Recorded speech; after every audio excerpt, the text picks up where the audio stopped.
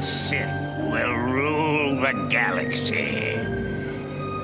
And we shall have lamb chops. Hello there, I'm Lloyd Evans. Welcome to The Bunker. You're watching the first in a series of videos in which I'll be following the material shown to Jehovah's Witnesses at their 2022 Pursue Peace Convention, which, as with the previous two conventions, is taking place virtually in response to the COVID pandemic. In this installment, I'll be reviewing nearly 3 hours of content from the Friday morning of the convention, singling out all the key moments as succinctly as possible. Now, as you've probably noticed by the runtime on this video, we have a lot to get through, so without further ado, let's roll the first clip. Depression can be crippling, debilitating, enfeebling. But now, how can we avoid being overly anxious over anything?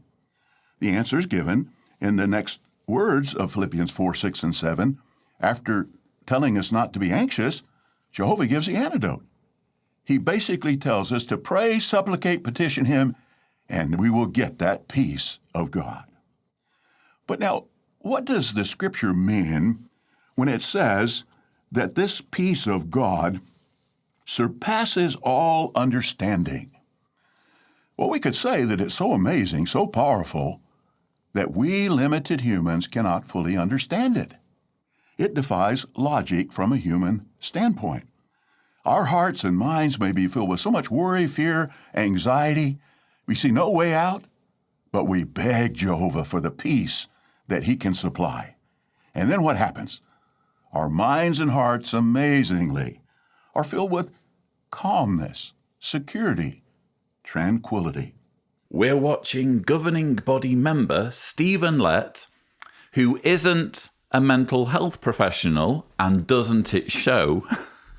He is giving the opening talk at the 2022 Pursue Peace Convention, the chairman's address. Jehovah is the God who gives peace. And we've just seen Stephen Lett giving woeful advice on the subject of mental health. Apparently, depression can be cured by praying. That's what we've just heard. If you are suffering from depression, if you are overly anxious, all you need to do is pray, and you will magically receive the peace of God.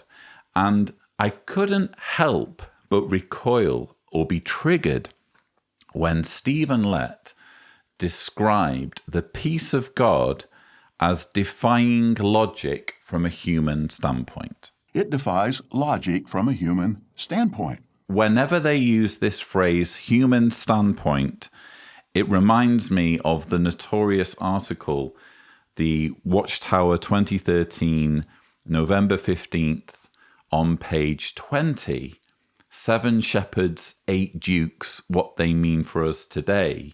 In the concluding paragraphs to said article, it said, at that time, the life-saving direction that we receive from Jehovah's organization may not appear practical from a human standpoint. All of us must be ready to obey any instructions we may receive, whether these appear sound from a strategic or human standpoint or not. So they use that phrase, human standpoint, twice to get across this extremely culty message that you need to do what you're told, you need to comply with whatever orders you receive, with whatever guidelines you receive from the faithful slave or from the elders, irrespective of whether they make sense. And as I've repeatedly argued, this takes us to Jonestown if we pursue this to its end game.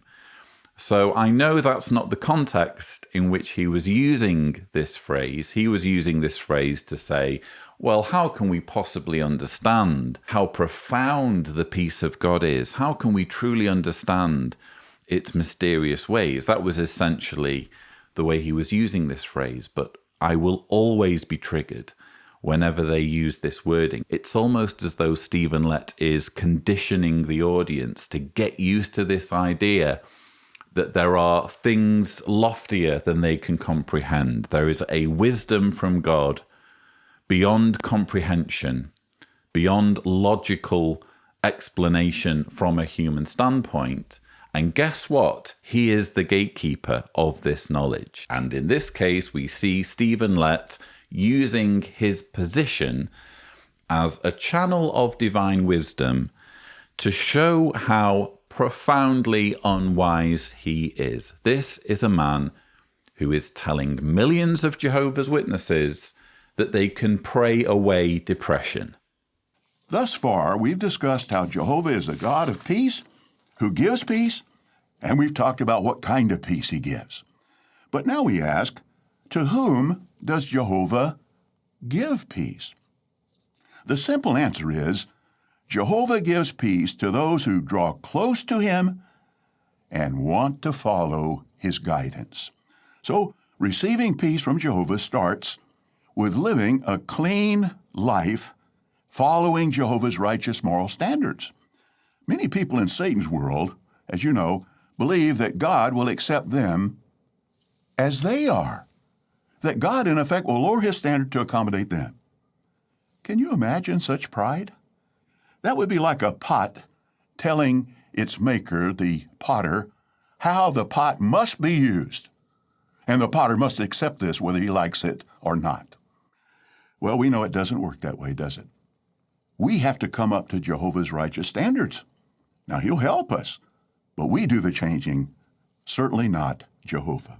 We've barely begun this convention. We're still on the Friday morning. This is the first talk, the chairman's address. Stephen Lett, governing body member, right out of the blocks, is making the black and white ideology of Jehovah's Witnesses conspicuous. He is making it clear that if you want the peace of God, which you will need to combat depression, if you just pray, you'll receive this magical peace of God that defies logic. It's not just about praying, though. You need to be a Jehovah's Witness. You need to live up to Jehovah's righteous moral standards. In other words, be a Jehovah's Witness. And am I the only one who experienced a bit of déjà vu in those final few words that we saw? We have to come up to Jehovah's righteous standards. Now, he'll help us, but we do the changing, certainly not Jehovah. With those words still fresh in your mind, let's revisit what Stephen Lett famously said in the 2020 convention. Now, this former homosexual comes back in the resurrection, and he really thought, and he was taught, and he came to believe that God accepted him with that lifestyle. But now he's going to learn about Jehovah's moral standards, and he's going to learn that Jehovah will not lower his standard to accommodate us. We have to come up to Jehovah's standard. Stephen Lett cannot resist putting the boot in once more when it comes to his bigoted views. In my opinion, even though he doesn't mention gay people, that's what he's talking about here. And interestingly, many of you will know that I interviewed Stephen Lett's niece, Brandy Schmiedel, thumbnail here if Tibor is gracious. It turned out, when speaking to Brandy, that there was a backstory to Stephen Lett's bigoted comments about gay people at the 2020 convention, which caused so much anguish for those who are already struggling within the Jehovah's Witness community as gay people who are having to repress their sexuality. Turned out when Stephen Lett was making those comments, it wasn't long after he had lost his nephew to suicide. His own nephew, who was gay, committed suicide due to the way he was treated by this religion. And Stephen Lett's response was to deliver the vitriol that you just saw. And in my mind, again, he doesn't need to spell out that he's talking about homosexuals.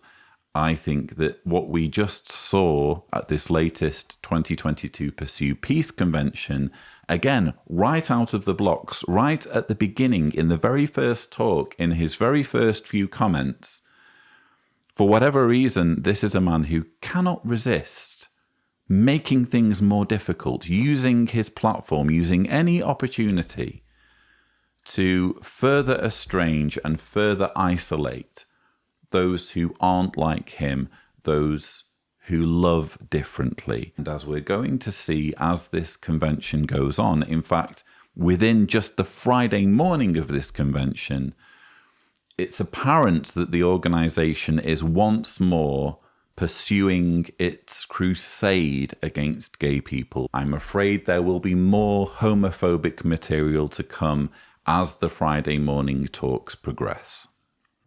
On behalf of the governing body, I can say that we really appreciate your attending this Pursue Peace convention. Speaking of peace, we love the serene setting here at our world headquarters on Blue Lake in New York State. At times, the water is as smooth as a mirror. We occasionally see eagles and hawks fly by.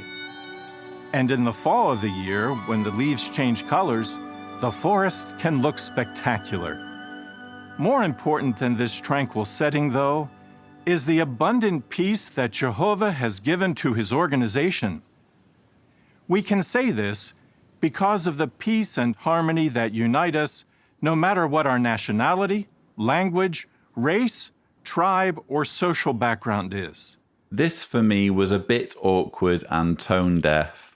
You have there Kenneth Cook, arguably the most wooden of the governing body members, the one who's probably the most awkward on camera. And he's presenting this introductory segment at the beginning of the convention. Indeed, you get these segments at the beginning of all conventions. It's sort of the way they do things.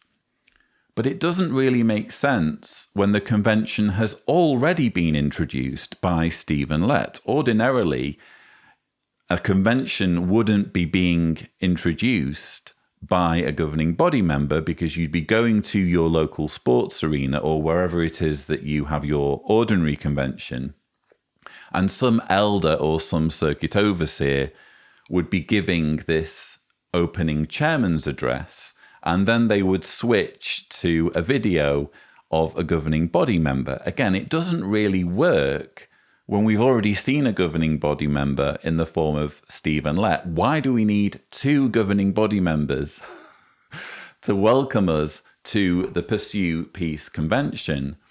And as for what he's actually saying, again, you can just imagine the writing committee getting together and thinking, right, we need to think of something interesting for Kenneth Cook to say. What have we got, folks? Well, it's the Pursue Peace Convention. That's our theme. So why don't we talk about the fact that where we're working and where we're living here at our cult compound, it's really peaceful. We've even got eagles and hawks. So that just seems to be the process here behind what Kenneth Cook is saying, because he's so clearly not speaking extemporaneously. He's so clearly speaking from an auto cue, which is fine.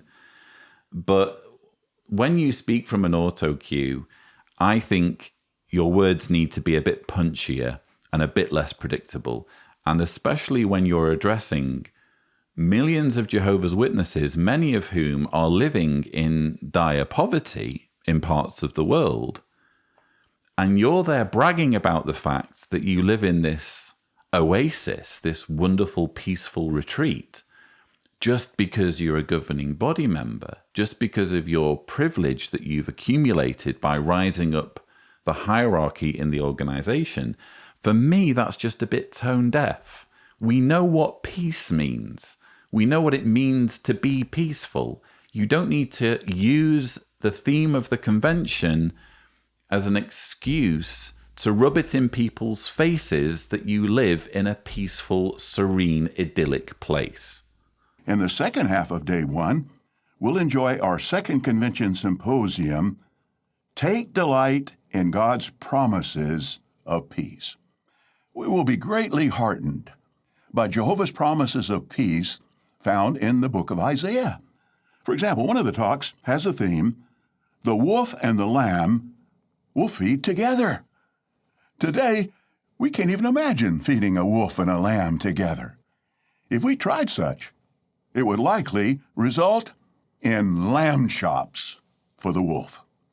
But Jehovah's promise in Isaiah assures us that peace will exist between humans and animals between animals and other animals. It's so cringeworthy, isn't it? The man is completely deluded. So we're watching Stephen Lett. He's introducing the Pursue Peace Convention with the talk, Jehovah is the God who gives peace. This being the chairman's address, he's running through what Jehovah's Witnesses can expect, and he's kind of hyping up some of the talks to come. And he touches on this talk that's supposed to be about the words in Isaiah about the wolf and the lamb feeding together. And he takes it really literally, doesn't he? There's no nuance in this man's brain at all. I mean, granted, this is the official Jehovah's Witness teaching. It's one of the many problems with the Paradise teaching that I've already discussed. If Tibor is gracious, a thumbnail will appear. 12 problems with the Jehovah's Witness Paradise teaching. I think that's what it's called, off the top of my head. But one of the problems, one of the many, many problems with the doctrine of a paradise earth that is landscaped, terraformed over the remains of the biggest act of genocide that would ever have occurred, one of the biggest problems is that they take this insanely literalist view regarding what are referred to as restorationist texts by Bible scholars. So restorationist texts are verses in parts of the Bible, like Isaiah, that make all sorts of wonderful promises about how amazing it's going to be once everyone's doing what they're supposed to be doing, once God's appointed people are listening to him, or more specifically, listening to the priests, listening to the hierarchy that he has put in place. So they make all of these wondrous, fanciful claims that are clearly metaphor. They're clearly just using hyperbole to describe how peaceful everything's going to be. Oh, it's going to be so peaceful. You'll have wolves and lambs just sitting together without there being any trouble, because there's just going to be peace everywhere. Clearly, that's not what the Bible writer intended. Clearly, even the Bible writer was just getting a little bit carried away and exaggerating, which he's entitled to do. He doesn't have to second guess that his words centuries later would be taken literally by, frankly, a dumbass like Stephen Lett. I'm sorry, how else do we describe him? This man is supposed to be part of God's channel. The all-wise, all-powerful, all-intelligent creator of the cosmos has selected, has handpicked out of all of the people on earth today, Stephen Lett, so that Stephen Lett can stand in front of millions of Jehovah's Witnesses and say this. Today, we can't even imagine feeding a wolf and a lamb together. If we tried such, it would likely result in lamb chops. That's God's faithful and discreet slave for you, ladies and gentlemen.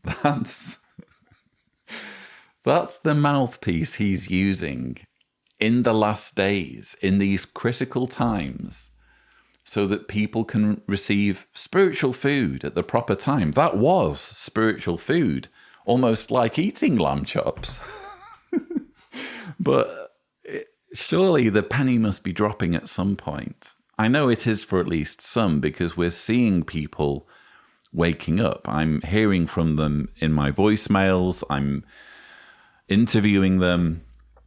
Slowly but surely, the penny is dropping and people are putting two and two together.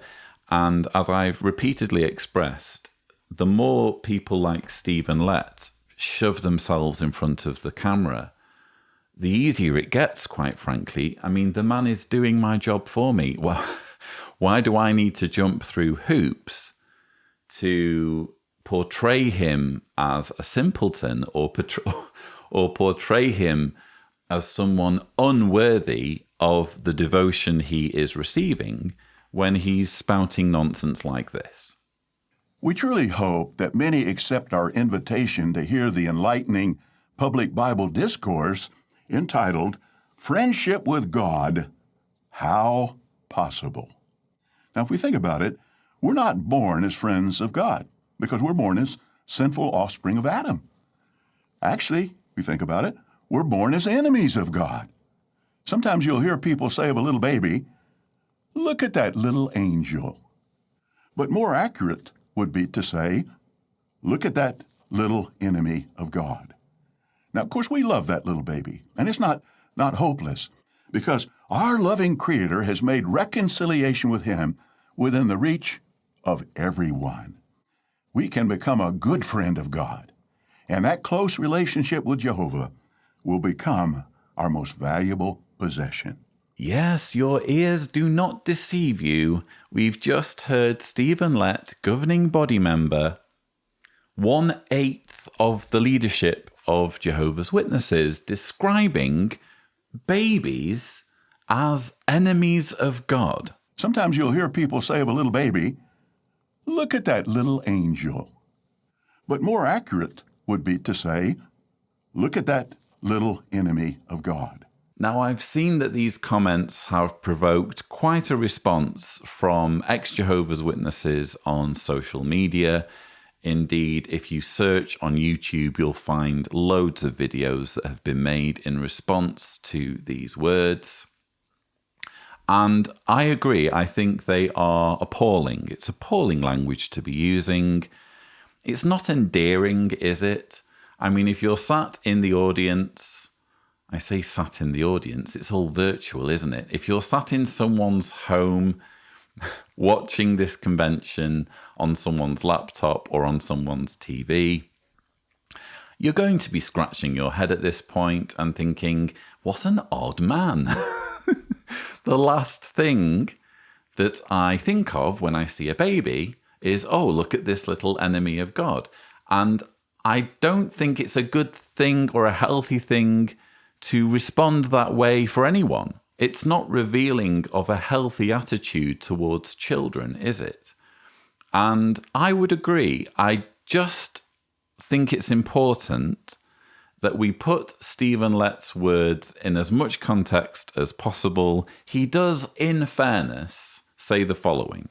Now, of course, we love that little baby, and it's not hopeless. So as much as I dislike Stephen Lett and find him frankly nauseating, I think it's important to be fair. I think it's important to quote him in context.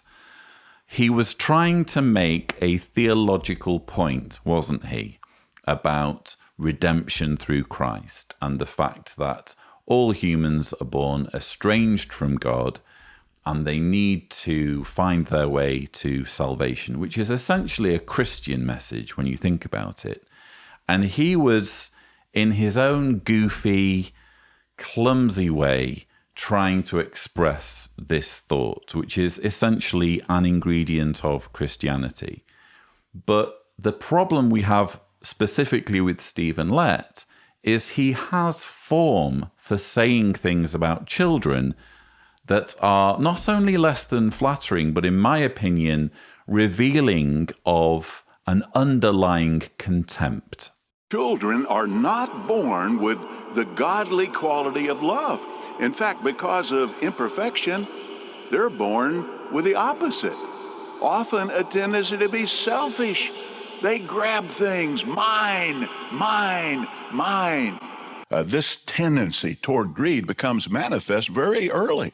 For example, as we see little toddlers grab things and hold them tightly. Mine, mine, mine. Think about it. Young children have a tendency to eat what they like, regardless of its nutritional value. Most young ones would be perfectly happy eating ice cream, candy, cookies, and other sweets for all of their meals. The vast majority of the waking hours of a small child are spent playing. Play, play, and more play. Most of their life is fun and games. But later, when the child goes to school, where does he get the time to do so? He has to take it from his playtime. But now, spiritually speaking, we can ask ourselves, how far have we progressed in buying out time from our playtime? If we had time, we could have discussed other negative traits to be avoided, such as children tend to have a short attention span. They're easily distracted. Their curiosity often gets them into trouble. And they generally need a lot of time and attention. They're high maintenance. Here is a man who clearly doesn't like children. And when he's making those remarks about children or babies being born as enemies of God, even if we give him latitude, even if we accept that he's making a theological point in a very clumsy way, I feel all he's doing is giving vent to, again, this underlying contempt for children. He's not a father.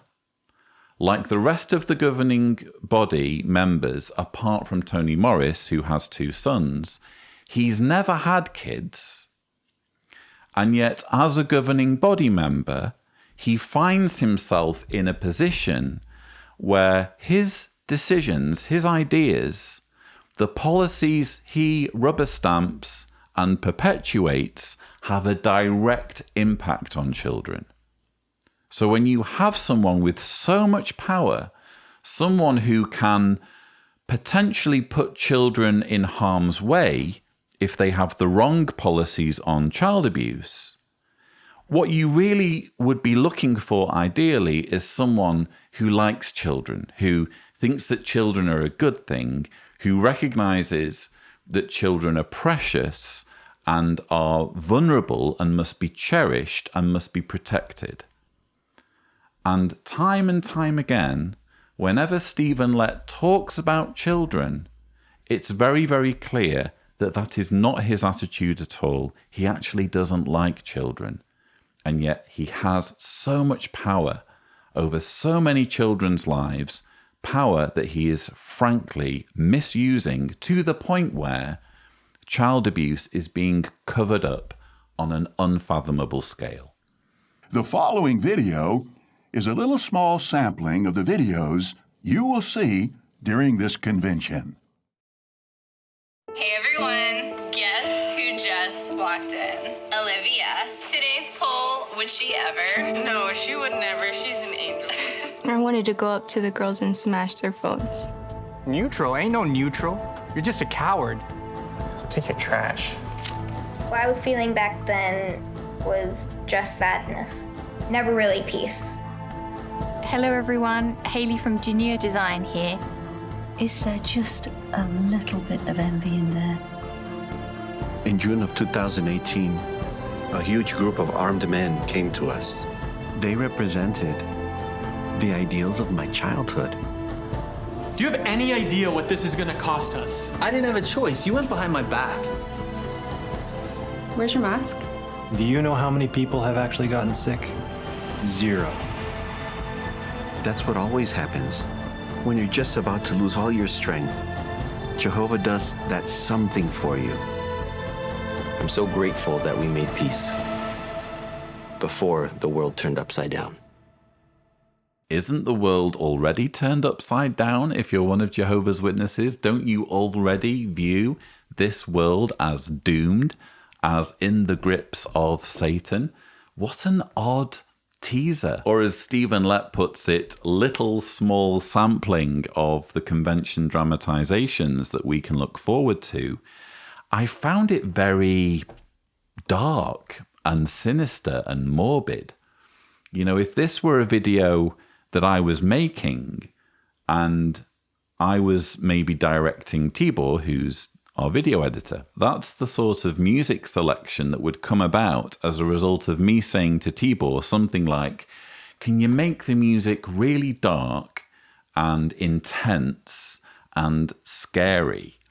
It's a conscious decision they've made to ramp up the drama, to ramp up the feeling of urgency, and it's manipulative. It's intended to frighten Jehovah's Witnesses, to frighten the people who are attending this convention. And isn't that how cult indoctrination works? If you think about it, this is how all cultish leaders get a following. It's by playing on people's fears, by making a bogeyman under the bed that people should be afraid of, and simultaneously presenting themselves as the remedy, presenting themselves as the vanquisher of the bogeyman. It's a classic manipulation tactic that gets used time and time again, not just in religion, but in politics. For me, this small sampling or tiny sampling is a sampling of fear. It's a sampling that demonstrates that ultimately Jehovah's Witness propaganda is all about scaring people into following the governing body and recognizing their power and authority. Jesus has been asked a question by a man who is well versed in the law. What is the greatest commandment in the law? Notice how Jesus responds. He said to him, "You must love Jehovah your God with your whole heart, and with your whole soul, and with your whole mind. This is the greatest and first commandment." You must love Jehovah your God, a command. Love for Jehovah is essential. It has to be the most important relationship in our life, more important than any human, more important than anything. We want to love Jehovah. To what extent? Well, Jesus says, with your whole heart. Now, what does that involve? The context of Jesus' words helps us to understand that he was talking about a person's feelings, emotions, desires. So does love for God involve our emotions? Absolutely. But it has to involve more than a simple affection for God. Why do we say that? Well, what did Jesus say next? With your whole soul. That is, with your entire being. We use everything we have to praise Jehovah and to prove our love for him. But even more is involved. Jesus concludes by saying, with your whole mind. So our intellectual faculties are involved. We're willing to take the time to get to know Jehovah's thinking and make it our thinking. We want to think the way Jehovah thinks. We want to understand his purpose and his requirements for us. Wow, where do we even begin with that? We've just been hearing some incredibly culty ideas from governing body helper Seth Hyatt. He is handling the first symposium item of the first symposium of the 2022 Pursue Peace Convention, How Love Leads to Genuine Peace. And Seth Hyatt's theme is love for God. And he invokes this verse about how love for God transcends everything. Jesus famously reminded the person who asked him about this, what's the greatest command, that the greatest command is that you should love God with your whole heart, your whole soul, and your whole mind. And Seth Hyatt proceeds to explain what that means for Jehovah's Witnesses.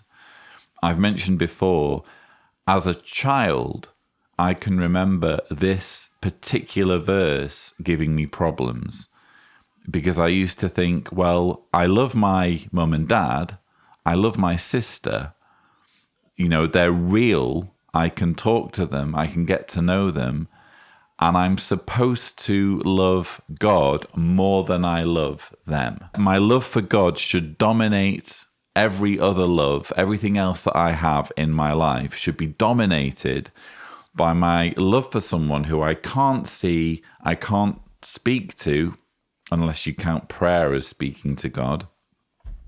I have no way of meeting him, and I've got to love him more than anything else. And that's really made clear in Seth Hyatt's talk. I found it fascinating where he describes loving God as being a command.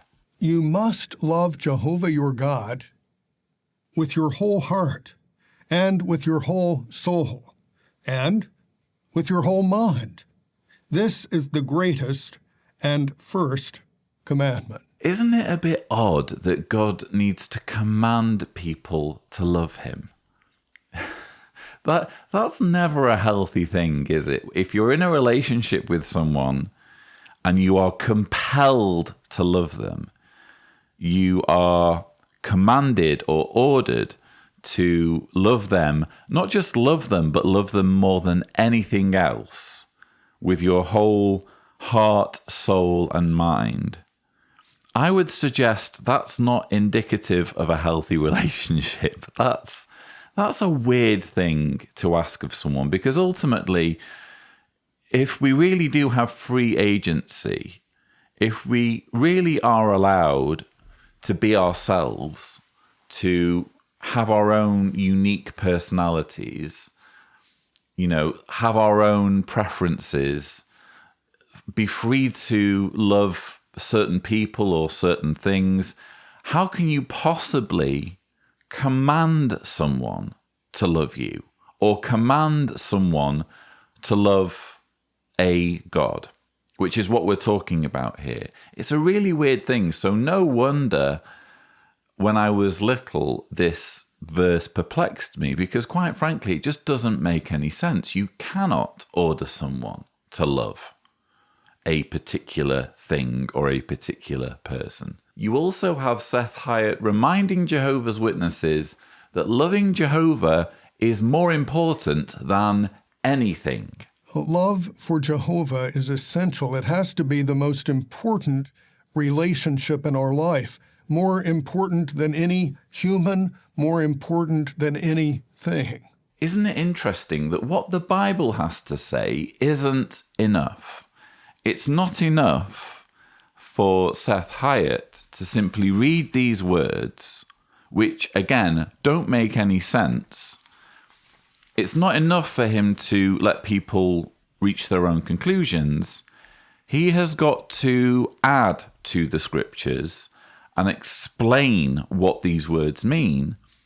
And what they mean, apparently, is that loving Jehovah, not just loving God in your own way or loving your own interpretation of God in whatever religion suits you, but specifically loving Jehovah and doing whatever Jehovah, as interpreted by the governing body, directs you to do.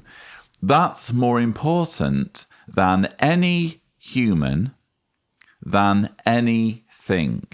And you can see where that sort of absolutist, black and white thinking can lead, and routinely does lead, when we're talking about Jehovah's Witnesses martyring themselves over the command to abstain from blood transfusions. That's where this sort of ideology is rooted. Because outsiders might look at Jehovah's Witnesses and think, how could you possibly let your child die, refusing them a life-saving blood transfusion, even though they're too young to make this decision for themselves? You're just going to force it on them. How could you watch your child die over this? Well, this is basically the reason. Because when you take your beliefs seriously as one of Jehovah's Witnesses, it's all or nothing. You have to put your religion first above everything and everyone, to the extent of allowing your loved ones to die or taking your own life by refusing blood. You also have, I mean, there's so much to take just from this short clip. But I also found it interesting where Seth Hyatt says, we use everything we have to praise Jehovah and to prove our love for him. Everything we have, we use to prove our love for God. So, time, energy, money.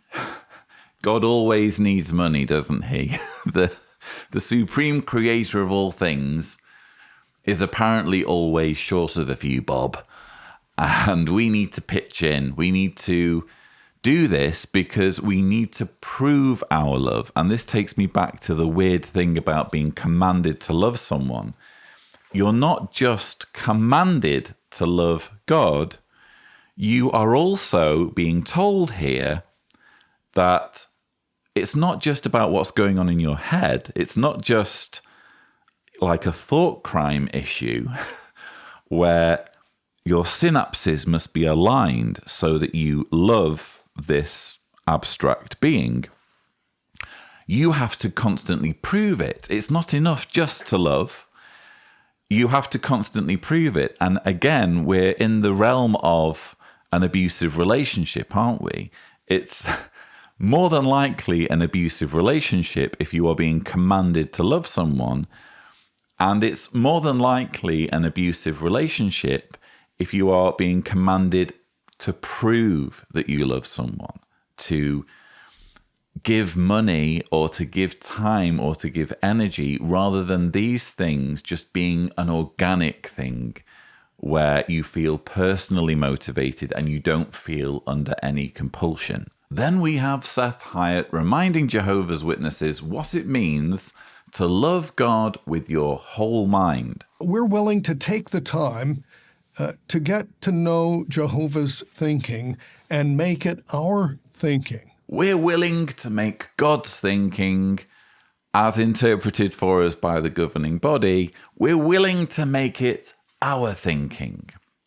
We're willing to alter who we are, alter how our brains work, alter our personality, put on the new personality, so that we're no longer our authentic selves. We are an assumed person or an assumed personality that's been prescribed for us so that our thinking, the way our brains work, needs to change. Fascinating, isn't it, that they're having such a culty message right out of the gate, right at the beginning of the convention, the first talk of the first symposium, and they're telling Jehovah's Witnesses that they should not just love God with their whole heart, soul, and mind, but Seth Hyatt is going to great lengths to explain the extent to which they must do that.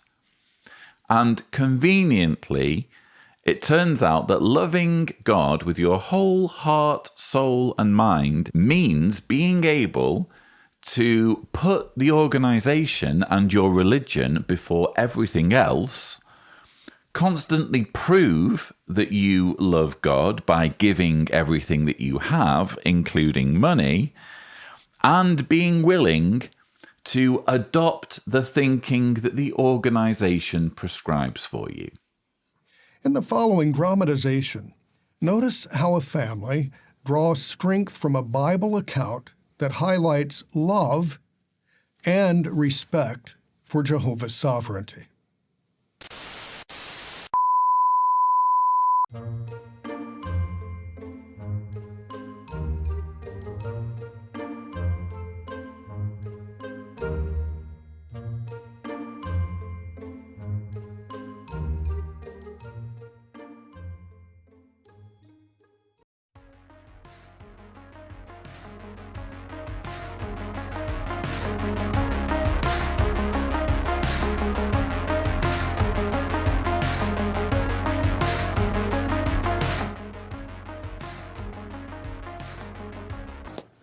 Olivia! Olivia! Hurry, you're gonna be late for school.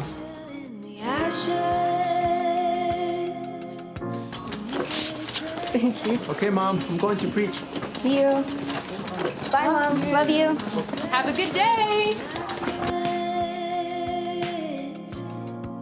Before it starts to feel, oh, I will burn it down. I will burn it down. This is not my home. I will burn you down.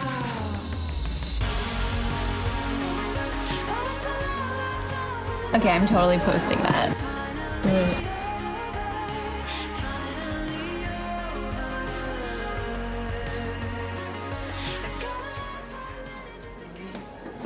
Hey everyone, Brooke here. And Amanda. Guess who just walked in? Olivia. And there's Jake. Today's poll, would she ever? No, she would never. She's an angel. I think it's all an act. You know she's wild. Oh, she saw it. She saw it. I can't believe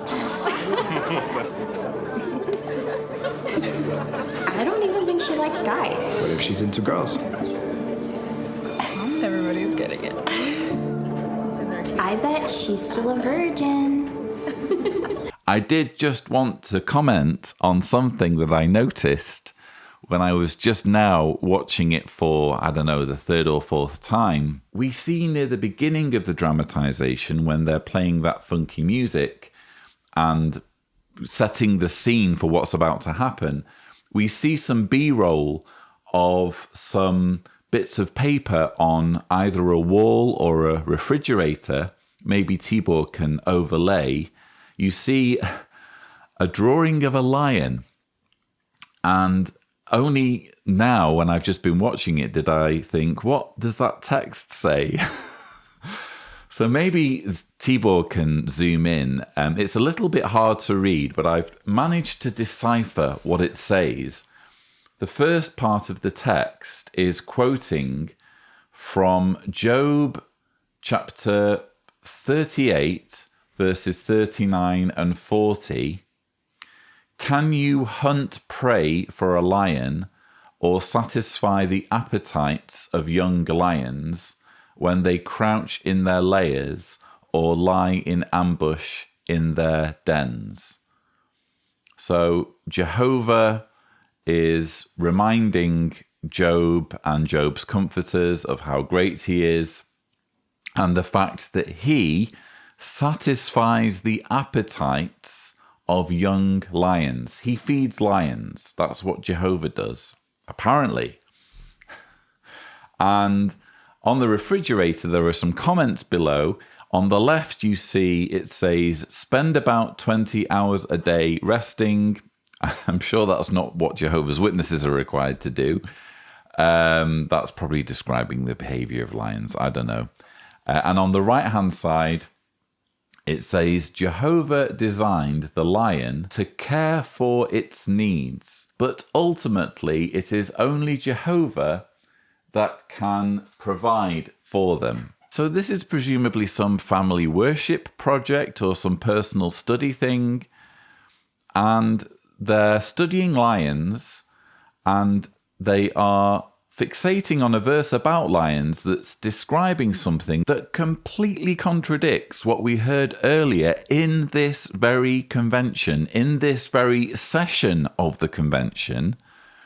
Stephen Lett got on the platform and made his remark about lamb chops. Today, we can't even imagine feeding a wolf and a lamb together. If we tried such, it would likely result in lamb chops. Reminding Jehovah's Witnesses that one day the wolf and the lamb will literally reside together without there being any bloodshed in the animal kingdom. That is a literal belief of Jehovah's Witnesses, that one day all animals will no longer be carnivores. There will be no eating when it comes to animals preying on each other. They'll all be pals. As I've already explained, it's a ridiculously ultra-literal interpretation of what we call a restorationist text, which makes exaggerated claims about how prosperous the Israelites will be. But in the Bible itself, it's saying Jehovah provides food for the lions in the form of meat. Well, why is Jehovah doing that?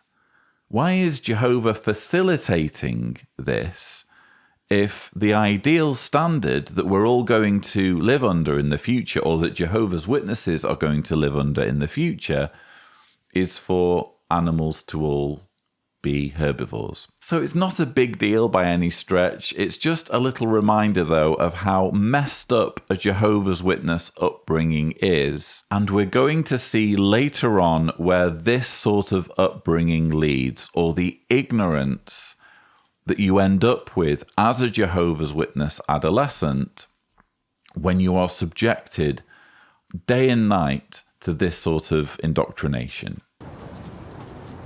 Hey, can I see that? Yeah, of course. Here you go. Enjoy life forever. Now, how are you going to do that? Well, that's a very good question, actually. Well, God promises... No, not God, you. What are you doing? Me? Well, I try to help others. Try? Man, all you do is stand next to your little cart while the rest of us stand up for your rights, bro. Well, I'm actually neutral. Neutral? Ain't no neutral. You're just a coward. Take your trash.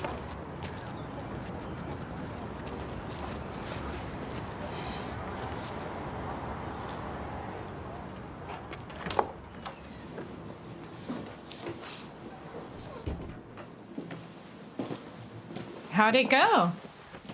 It was a tough day at the car, but I'm okay.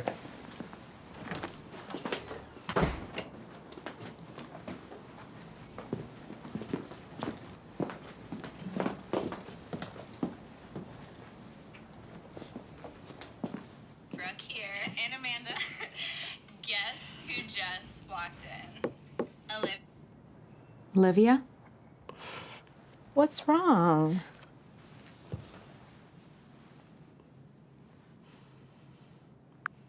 Hey everyone, Brooke here, and Amanda. Guess who just walked in? Olivia. And there's Jake. Today's poll, would she ever? No, she would never. She's an angel. I think it's all an act. You know she's wild. Oh, she saw it. She saw it. I'm so sorry that happened to you. So we're now learning that Olivia wasn't the only one who had a bad day. Her brother also, it seems, was on the receiving end of unpleasant, thuggish, antisocial behaviour. And they're now coming together back at home. They're in a single parent family. So the mother, who is obviously a Jehovah's Witness, is looking after their spiritual needs, is the one who needs to step in with Bible verses and help them to become the best Jehovah's Witnesses that they can be. And she's got her work cut out in this situation because Olivia's facing bullying, which again, anyone can go through, irrespective of their religious beliefs.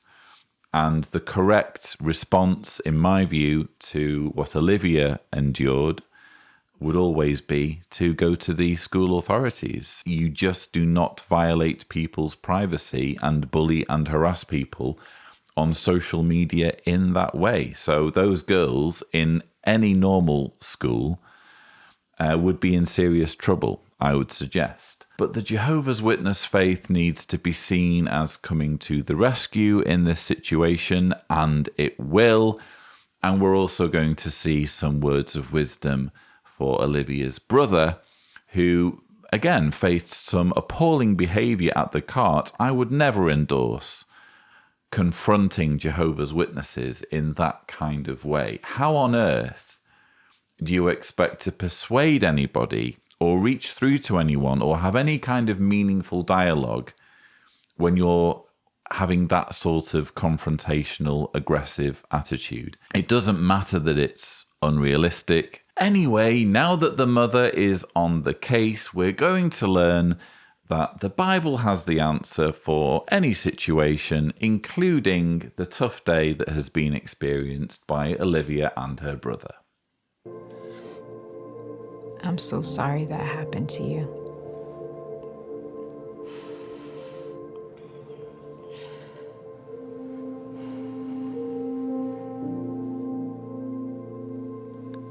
You know,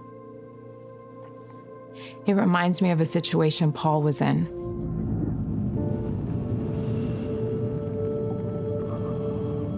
I think it was Acts chapter 16 and verse 23. After they had inflicted many blows on them, they threw them into prison and ordered the jailer to guard them securely.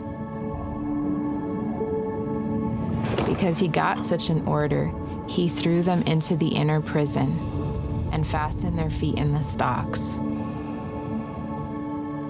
But about the middle of the night, Paul and Silas were praying and praising God with song, and the prisoners were listening to them. What do you think made them want to sing? They loved Jehovah. And when they focused on that, how do you think they felt?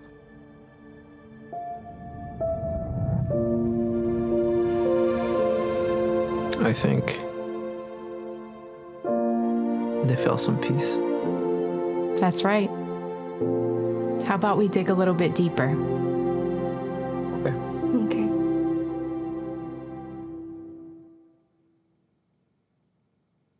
Well, what did you notice? I noticed how utterly irrelevant the mother's advice was for this particular situation. I'm sorry, how is this helpful?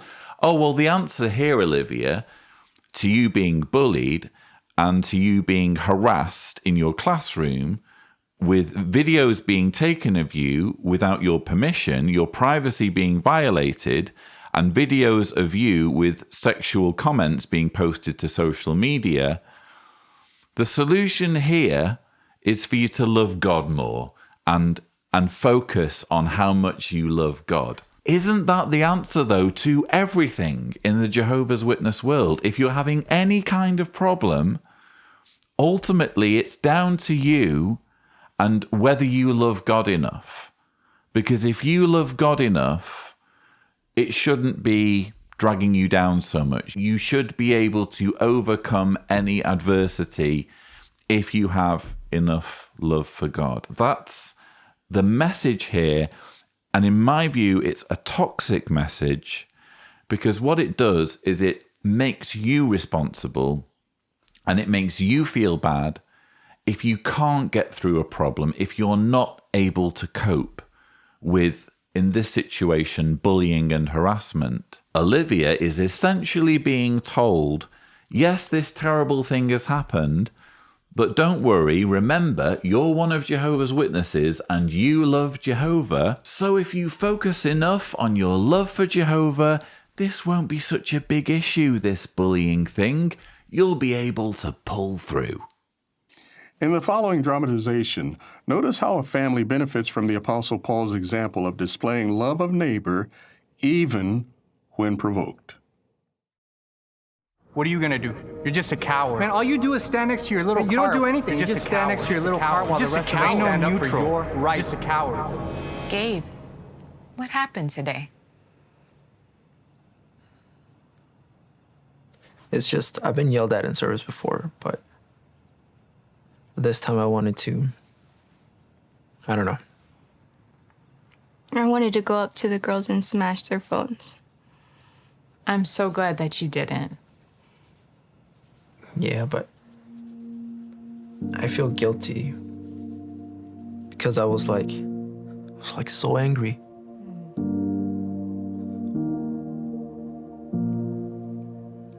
It's okay. Let's keep reading. We had left off in verse 26.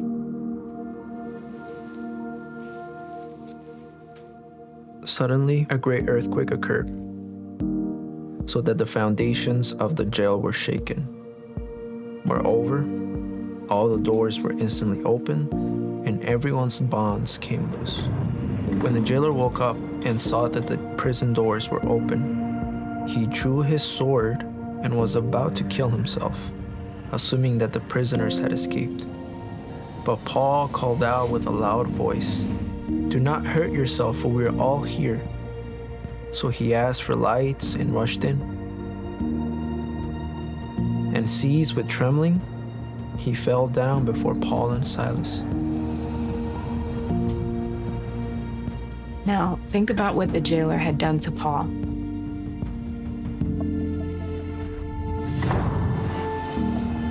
He could have hated him for it. Yeah, he could have. But I guess he saw the jailer's pain instead of just his own.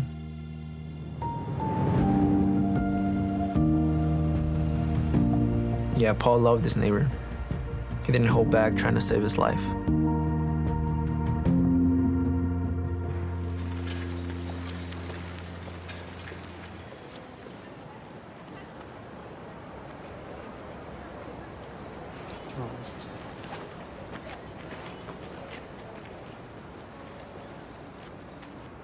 Hey, how do you get the nerve to keep coming out here?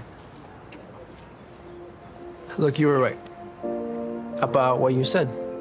No one should stand around while other people suffer injustice. So do something, fight like we do. This is my way of making a difference. The only way that I know the world can really change. Come on, man, the Bible? Like, I get what you're thinking, but let me show you just one scripture. All right, one scripture. So this is a verse in the Bible that convinced me of how I can make a difference. It's at Matthew chapter 24, verse 14. Here it says, "And this good news of the kingdom will be preached in all the inhabited earth for a witness to all the nations, and then the end will come." Yes, then the end will come. And let's not focus too much on what the end really is or what we're supposed to look forward to. The global carnage of everybody who isn't one of Jehovah's Witnesses. That's how Gabe feels he is making a difference. And again, this is not to condone the fictional behavior. This is all clearly a dramatization, but this is not to condone the very aggressive confrontational behavior that we've seen depicted both in this part of the dramatization and the clip we were discussing previously. It's never ever helpful to antagonize cult followers when they're trying to recruit. There are better ways of doing it. You can engage in what's called street epistemology. You can use questions to have a productive dialogue that will sow some seeds so that someone like Gabe can go away and think through their beliefs from a different angle, from a different perspective. It's just never helpful or necessary to wind up Jehovah's Witnesses in this situation. That said, is this a realistic depiction of how a Jehovah's Witness might win over someone who is being aggressive to them while they're doing the cart witnessing? I would suggest no.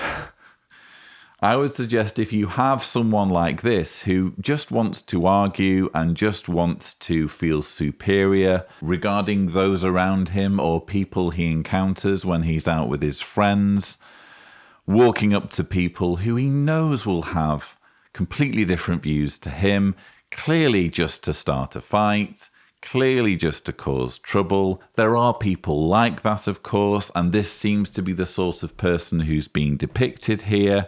You're never just going to be able to convince them to do a total U-turn and indulge you in reading a scripture. Can I just read you one scripture? Oh, yes, of course, but make it just the one scripture. It's not going to happen, is it? And I think the reason why Jehovah's Witnesses are being given such an unrealistic portrayal of cart witnessing is, frankly, to just convince them to press on with it. Because let's face it, it's a tough gig, isn't it? Standing next to one of those carts. Fortunately, it's something I never had to do because I woke up from the Jehovah's Witness religion just before they introduced cart witnessing. But in my opinion, it's a bit of a misstep by the organization to put Jehovah's Witnesses in the line of fire in this way. Because with door-to-door preaching, you are knocking on the door of an unsuspecting member of the public at a random time that they can't predict, making it harder for you to be targeted. Whereas when you're standing in a fixed place and people know you're going to be there because you're following a schedule, and there's always going to be a cart at a particular location on a particular day, what you're creating is a target so that people like this individual can walk up and be confrontational. And in my opinion, the whole point of this dramatization is, apart from suggesting that there's always a Bible verse and there's always a way through that involves being a better Jehovah's Witness, the underlying message is that Jehovah's Witnesses should persist in the cart witnessing, even if it makes them vulnerable to persecution or having their beliefs challenged. Guess who just walked in? Olivia. And there's Jake. Would she ever? I don't even think she likes guys. What if she's into girls? I bet she's still a virgin. Olivia, what are you thinking? I don't know how they can do that. I don't even follow them. If this doesn't stop, I don't know if I can. You're strong.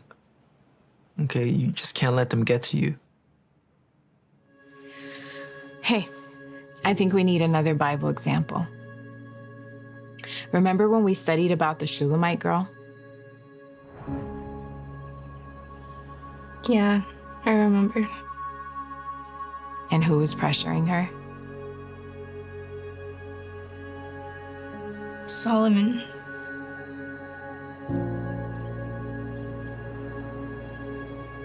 But she wasn't interested in him, just like I'm not interested in that boy Jake, so. But it wasn't just him. There were the daughters of Jerusalem in Solomon's court. They urged her to accept his attentions. But do you remember what she said? In Song of Solomon chapter 2? It says, I put you under oath, O daughters of Jerusalem, by the gazelles and the does of the fields. Do not try to awaken or arouse love in me until it feels inclined. So despite all of the pressure, who was really in control? She was. No one was going to push her into something that she didn't want to do. She even said, I am a wall. You have the same power.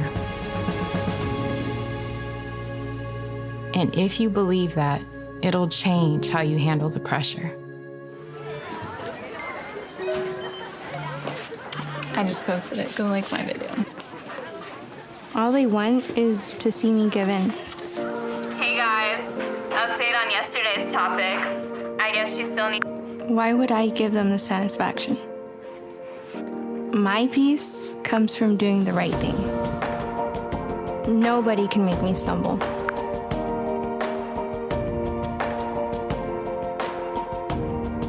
I am a wall.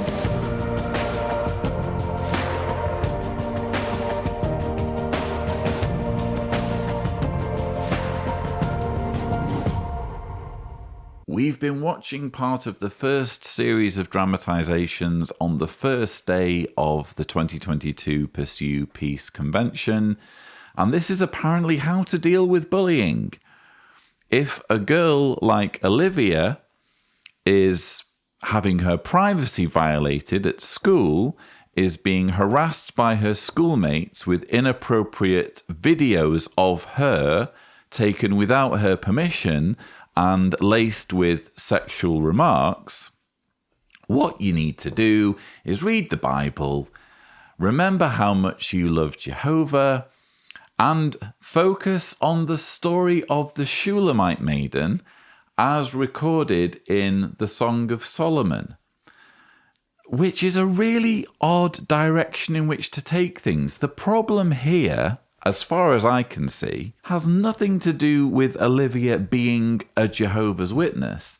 It's not a case of her being pressured to marry someone, which is what's described in the Song of Solomon. I'm pretty sure girls like Olivia don't start relationships because they've been pressured into it by people in their class. Maybe in some cases that happens, but by and large, I think most young people are able to take a stand and decide for themselves who they have relationships with and not pursue relationships because they're being bullied into it. Again, you don't need to be a Jehovah's Witness to navigate through these situations. And you certainly don't need to be a Jehovah's Witness to be on the receiving end of bullying, which is the real problem being depicted here, not Olivia's marital status or her chastity or her decisions over who she marries.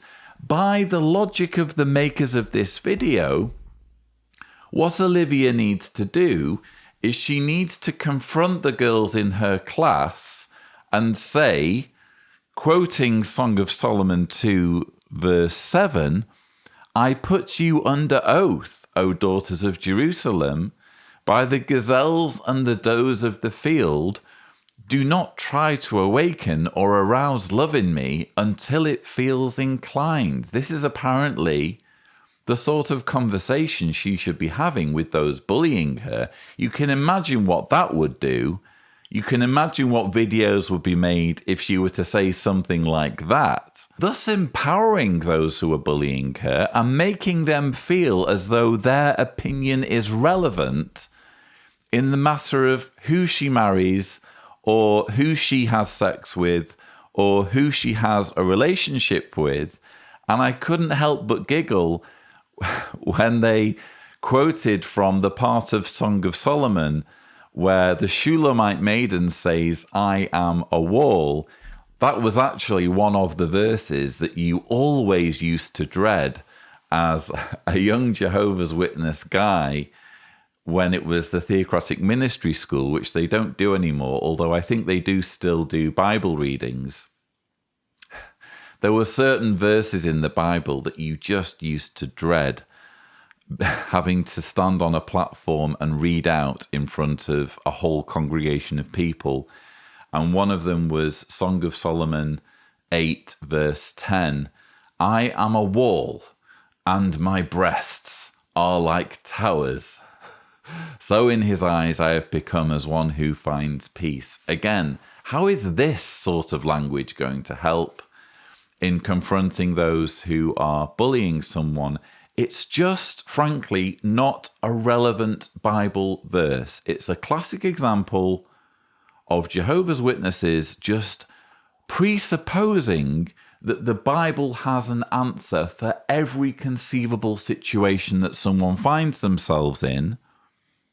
You're not going to find a Bible verse that says, if you are experiencing bullying in school, and if you are being bullied on social media and your privacy violated by being filmed against your will, then here's what you should do. You're clearly not going to find a verse addressing that.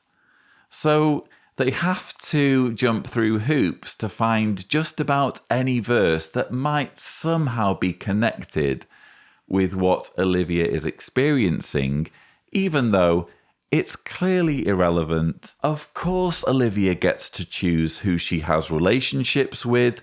Of course, she gets to choose who she marries or has sex with. That was never in any doubt.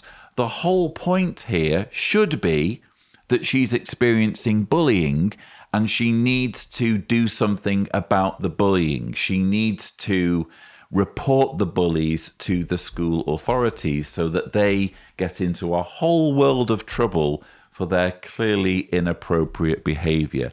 This video, in my opinion, is irresponsible because it fails to address the central issue of bullying and instead makes it all about matrimony and being wise or assertive in who you do or don't choose to marry.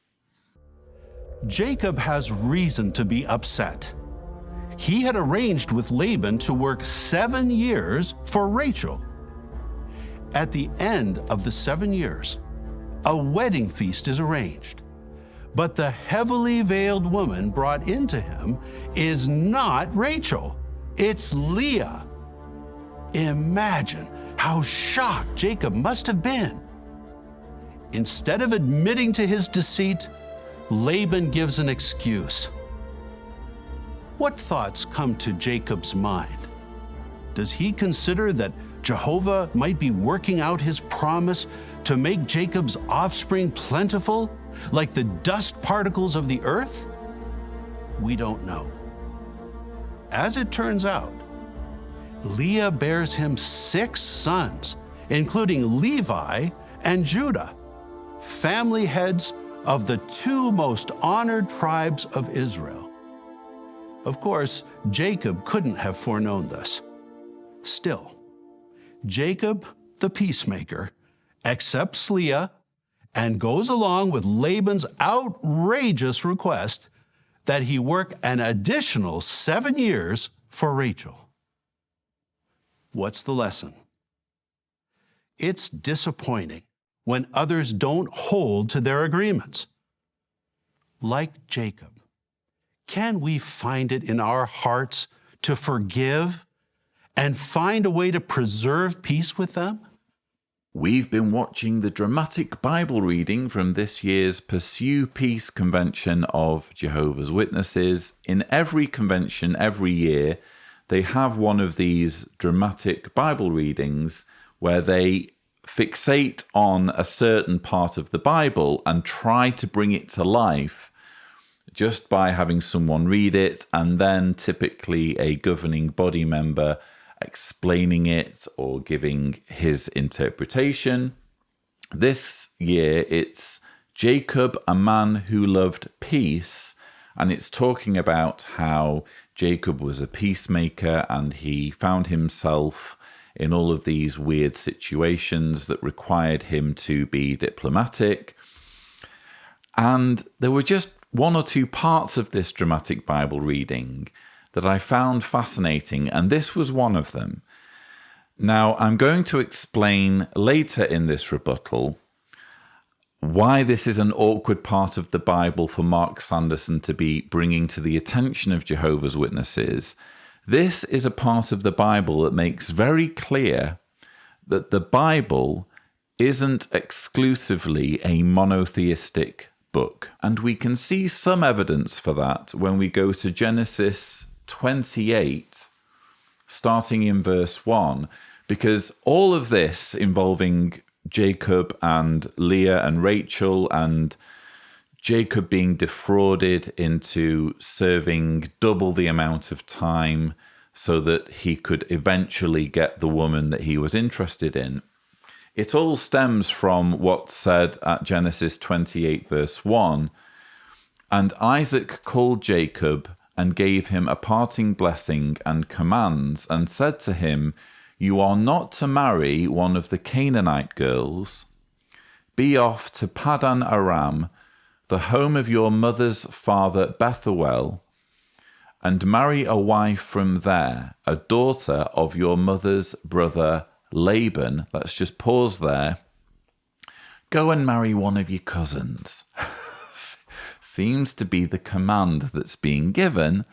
So Jacob has to marry one of his cousins.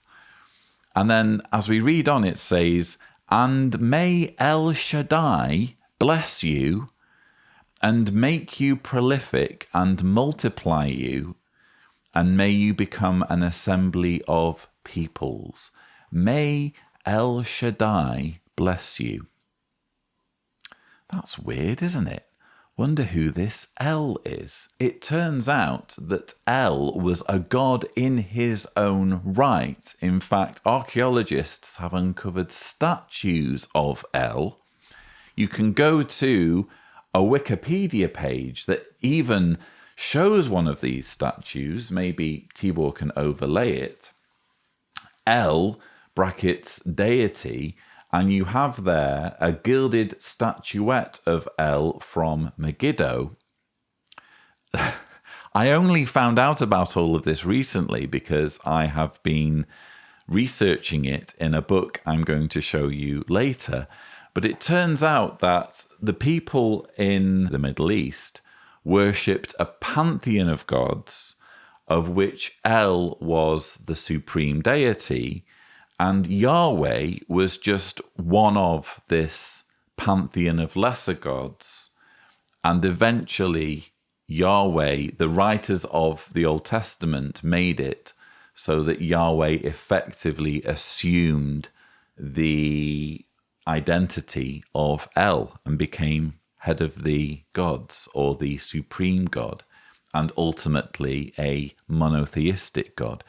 Again, I've only been learning about this recently, but it's interesting that it even alludes to this in Genesis, as particularly Genesis 28, where it talks about El Shaddai. Anyway, Jacob's given this job of marrying one of his cousins. Nothing creepy about that. And he gets himself in an arrangement where he is effectively defrauded.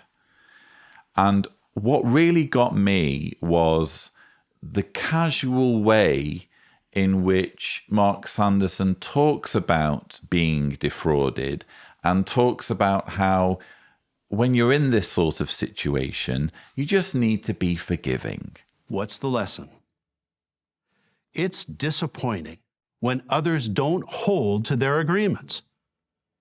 Like Jacob, can we find it in our hearts to forgive and find a way to preserve peace with them? This is actually an odd quirk of the Jehovah's Witness religion. It seems the leadership really aren't that bothered about fraud and theft and people not holding to their agreements. Actually, if you look at the Shepherd book, which I know you can't do if you're one of Jehovah's Witnesses, but you can download this if you do a bit of digging. And I happen to have an actual Shepherd book that got sent to me by a Bethelite.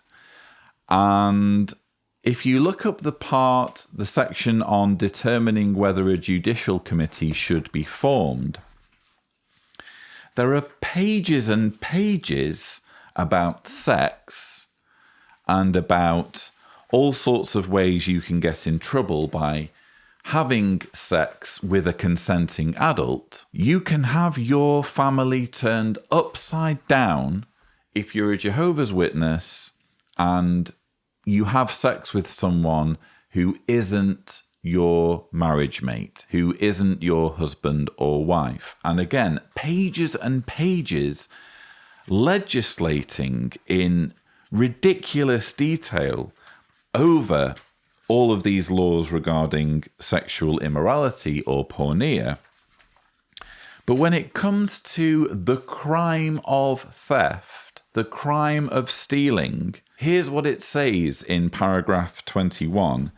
Stealing, thievery, though all stealing is wrong, the body of elders should use discernment in weighing the circumstances and the extent of the involvement in wrongdoing to determine whether it is a judicial matter. Just one sentence in the whole chapter about stealing, and it's a very half-hearted, wishy-washy, oh well, what are the circumstances?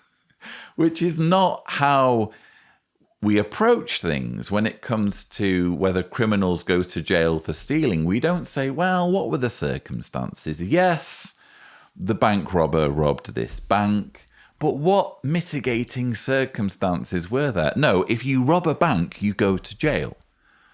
Theft is a crime. But in the weird, kind of twisted Jehovah's Witness world, it's all about sex. It's all about how people use their genitals with consenting adults. And when it comes to actual crimes, such as stealing, it's a case of, oh, well, we'll just throw in a sentence about how, yes, in some circumstances, this might be an issue. So it's interesting that Mark Sanderson should revisit this story of Laban's deception and the way he defrauded Jacob out of 7 years of his life and then presented him with the wrong woman or with a different daughter, so that Jacob then had to serve another 7 years. And the moral of the story is that if you're defrauded in that way, it's on you to be a peacemaker, and it's on you to be forgiving. Laban makes 2 charges. First, he says, "Why have you resorted to outwitting me and carrying my daughters off like captives taken by the sword? Why did you run away secretly and outwit me and not tell me?" The answer to that charge is obvious. Jacob replies, "It was because I was afraid, for I said to myself, you might take your daughters away from me by force." Laban also charges that Jacob has stolen his household gods. Rachel has indeed stolen the gods, but Jacob knows nothing about this. A search is made, but the idols are not found. And the reason the idols are not found is disclosed to us in Genesis 31, verses 33 through 35. And Laban went into Jacob's tent and into Leah's and into the 2 slave women's. Slavery's fine in the Bible, let's remember. God sees nothing wrong with slavery, it seems, and did not find anything. And he went out of Leah's tent and into Rachel's, and Rachel had taken the teraphim and laid them in the camel howdah and sat down on them. Worth just pointing out that camels had not been domesticated at the time this supposedly happened, which is sort of interesting in the context of trying to establish the historicity of the account we're reading. Anyway, they'd been hidden in the camel howdah. Rachel sat down on them, and Laban rummaged the whole tent and did not find anything. And she said to her father, "Do not take offense, sir, that I cannot get up on your account, because I am the way women are." And he searched and did not find the teraphim. So Rachel stole her father's gods, her father's idols, and hid them by means of a period or a fake period. all very odd, isn't it? Especially when we remember that Rachel is Jacob's cousin, who he's been encouraged to marry by his father Isaac. His father Isaac has sent him to pick a wife from Laban, his uncle's daughters, and apparently Isaac made this recommendation knowing that Laban was a man who liked to worship idols. It does beg the question, doesn't it? Why would Laban, recommended by Isaac, have all of these idols in his possession? And furthermore, why does Rachel steal them? And when you research this in the publications, they make all sorts of excuses about essentially Rachel confiscating her father's idols, which doesn't seem like the sort of thing a peacemaker would do. And if you think about it, if that's the sort of behavior that's supposedly admirable, then is there a precedent here for Jehovah's Witnesses to go into people's homes and rip out their crucifixes or rip out their idols and confiscate them? Because that's the message apparently that's being given in this part of the Bible. It seems obvious to me what's happened here. Laban is a polytheist. He's raised his daughter Rachel to be a polytheist. And Rachel cannot countenance moving away from the family home without taking with her the gods she has been raised to worship. That makes the most sense to me. It certainly makes far more sense than Rachel risking her father's wrath and creating a situation that could easily lead to bloodshed. Now, interestingly, I've been doing a lot of reading recently about the Bible in a fantastic newly published book that talks a little bit about this polytheism in the peoples of the Bible, in the Israelites. So here is said book. I'm going to take my bookmark out. It's by Bible scholar Francesca Stavrakopoulou, and it's God and Anatomy. It's an absolutely brilliant book. If you have any interest at all in the Bible, you need to have it in your library.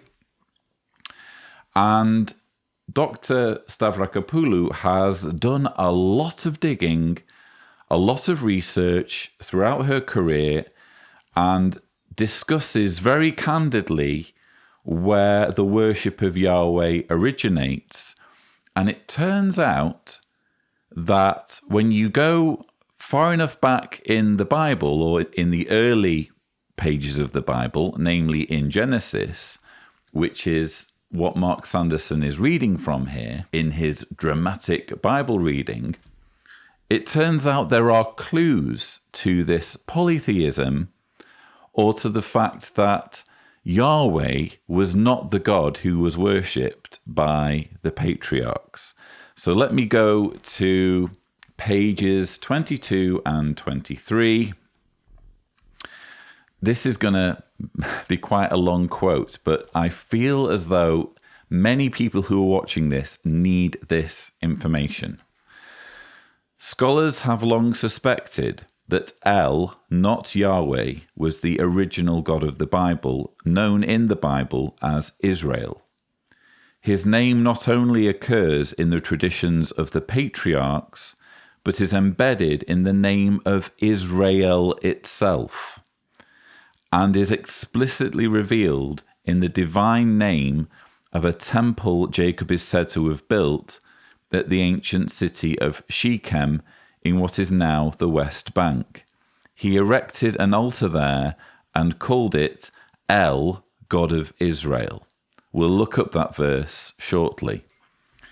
Yahweh would gradually come to usurp his father El by supplanting him as the head of the pantheon, but quite how this happened remains frustratingly unclear. It is possible that the transition was tied to the socio-political conditions that gave rise to the emergence of the kingdoms of Israel and Judah early in the first millennium BC. With kingship and statecraft came ideologies of militarized power and the need for kings to exhibit themselves as warriors endorsed by fearsome divine fighters. As a storm god, Yahweh was naturally a god of warfare, equipped with weapons of thunder, lightning, and rain clouds, and it was Yahweh's personal patronage the kings of Israel and Judah claimed.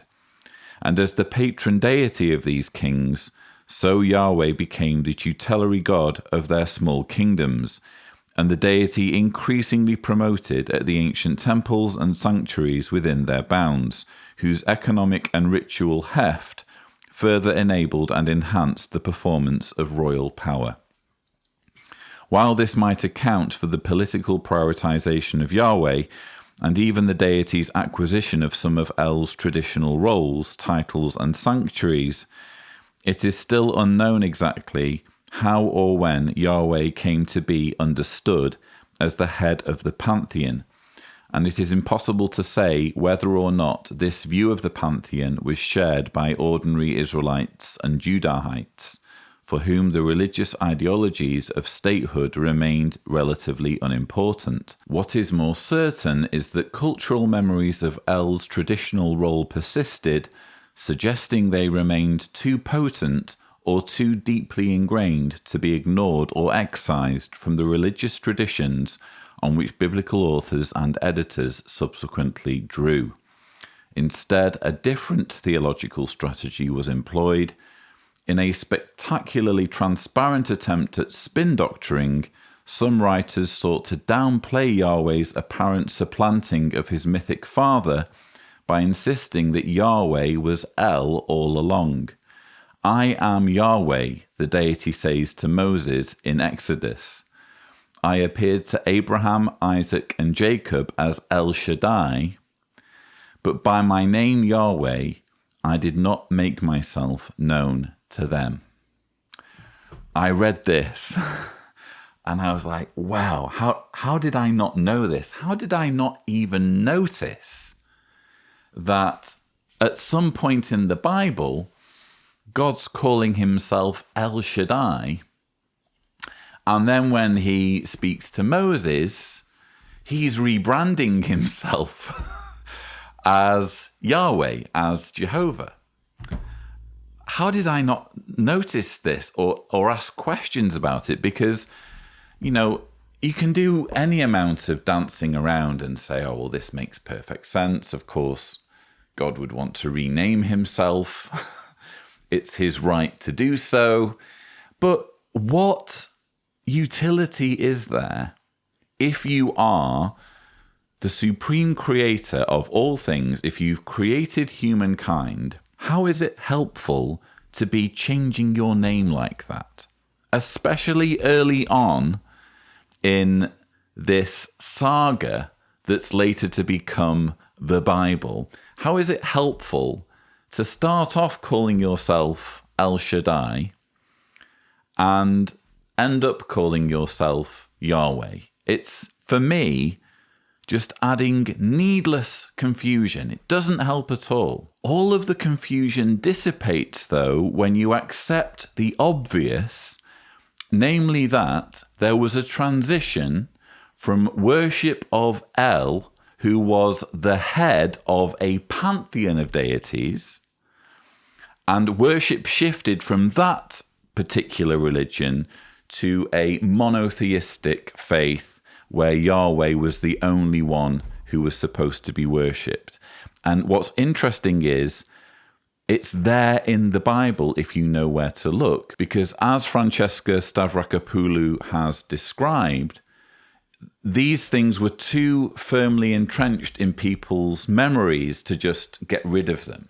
So if you're going to re-edit the Bible or bring together a whole bunch of disparate versions of Judaism, you can't just write out worship of El when loads of people are familiar with these stories, what you have to do is kind of cleverly try to explain everything. You need to leave in the text stories like the one Mark Sanderson is referring to, where Rachel steals her father's gods because they are polytheists. Because it's not just one god, it's a pantheon of gods, and El is the head of the pantheon. Let's again see that image from Wikipedia of an actual statue of El. So archaeologists are finding statues of this god. It's not just scholars inventing some story. There's hard evidence that El was worshipped as a separate god and idols were made of him. So that's the sort of idol we're talking about here when Mark Sanderson is talking about Rachel stealing her father Laban's gods. And you'll remember there's a verse referred to in the book God and Anatomy. It's actually Genesis 33, verses 18 through 20.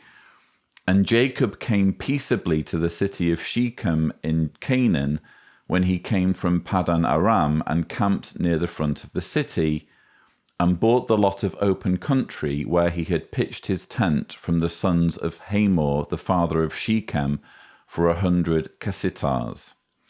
Sounds like quite a good price, that. And set up an altar there and named it El Elo Israel. So he builds an altar to El. And again, because this story, along with the story of Rachel stealing her father's gods, was so firmly entrenched in the knowledge of the people who were reading these texts, the ones who revised the Bible couldn't just simply erase them. They had to keep them in there, but then create this narrative to explain why El is being worshipped pre-Exodus and Yahweh is being worshipped post-Exodus. So just fascinating stuff. I'm really glad that Mark Sanderson has decided to dig up this otherwise unremarkable and frankly quite boring story for the dramatic Bible reading, because it's given me an opportunity to right out of the gate, almost immediately after reading about all this, in an actual book of Bible scholarship, because let's be honest, the members of the governing body clearly don't know the first thing about Bible scholarship. I'm glad I have this opportunity to right out of the gate share what for me is quite a new revelation, but it makes total sense. And I'm beating myself up that I never noticed it before. Jacob wants peaceful relations with his brother. He sends a generous gift, hundreds of animals, to help make that possible. Was Jacob weak-minded, too cowardly to stand up to his brother? Not at all. Why, as the time neared for the meeting with Esau, Jacob wrestles with an angel until dawn to receive further assurance of Jehovah's blessing. Jacob wrestles with an angel until dawn to receive further assurance of Jehovah's blessing. An angel. This is one of those stories, a little bit like with Jephthah's daughter, where you just swallow this narrative that gets spoon-fed to you and you never question it. And I think even in popular culture, there's a U2 song that talks about Jacob wrestling an angel. You just kind of accept, oh yeah, well, that makes sense. Jacob had a fight with an angel. And yeah, that's a totally normal thing that you might expect. But then you actually read the verse itself. Let's read it, shall we? Does it describe Jacob wrestling with an angel? Genesis 32, verses 23 through 30. And he took them and sent them across the arroyo and sent across what he had. And Jacob was left alone. And a man wrestled with him till the dawn came up. and he saw that he could not do anything with him, and he touched his groin, and Jacob's groin was sprained in his wrestling with him. Happens to me all the time when I'm wrestling. And he said, "Let me go, because the dawn has come up." But he said, "I will not, unless you bless me." And he said, "What is your name?" And he said, "Jacob." And he said, "No longer Jacob shall you be named, but Israel, because you have struggled with God and with men and succeeded." Israel. And Jacob asked, "Tell me your name." But he said, "What do you ask my name for?" And blessed him there. And Jacob named the place Penuel, because I saw God face to face and came off with my life. I saw God face to face. Does it even say the word angel in that entire account? I'm scanning through now. I don't believe even once I've read the word angel, and yet Mark Sanderson knows better than the Bible. Mark Sanderson is helping the Bible writers out a bit, giving them a bit of a leg up, just like the organization's done in its doctored New World Translation, where I've been finding in my doctored series, thumbnail here if Tibor is gracious to the first episode, just so many examples of text that has been changed, because quite frankly, the organization doesn't respect the Bible and feels its own dogma and its own theology is more important than the words that it claims are the words of God or have been inspired by God. So Mark Sanderson is displaying the same arrogance here by putting words in the mouths of the Bible writers and saying that Jacob wrestled with an angel, when in fact the angel was God. At least none of this happened, really, did it? Or at least there's no archaeological evidence to support it happening. But, taking the account on face value, Jacob wrestles with God. God names him Israel, because you have struggled with God and with men and succeeded. And Jacob names the place Penuel, because I saw God face to face and came off with my life. El worship. Further evidence of it right there in plain sight. But very cleverly, the editors of the Bible have managed to explain away El. What they couldn't do is explain this particular wrestling match. So Mark Sanderson's come to the rescue and said, no, it was an angel, trust me. How did we miss this? How did we miss the fact that there was El worship in the time of the patriarchs? The clues were there all along. Israel, Penuel, El Shaddai being referred to in the Old Testament. And if you think about it, the very name of the place where Mark Sanderson lives and works, Beth-El. Bethel is also a name that derives from El worship. Beth-El meaning house of God, God being El. So again, mind blown. If you haven't got it already, I thoroughly recommend reading this book or ordering it, God and Anatomy. I'm only up to page 60 so far, so I guess I'll have more to say about it in future videos. But isn't it refreshing to see a light shone on the Bible that genuinely makes sense and makes things clearer, rather than the confusing babble that charlatans like Mark Sanderson spew? Today, Many argue for the acceptance of conduct that Jehovah forbids. They may even find support from a world already alienated from God.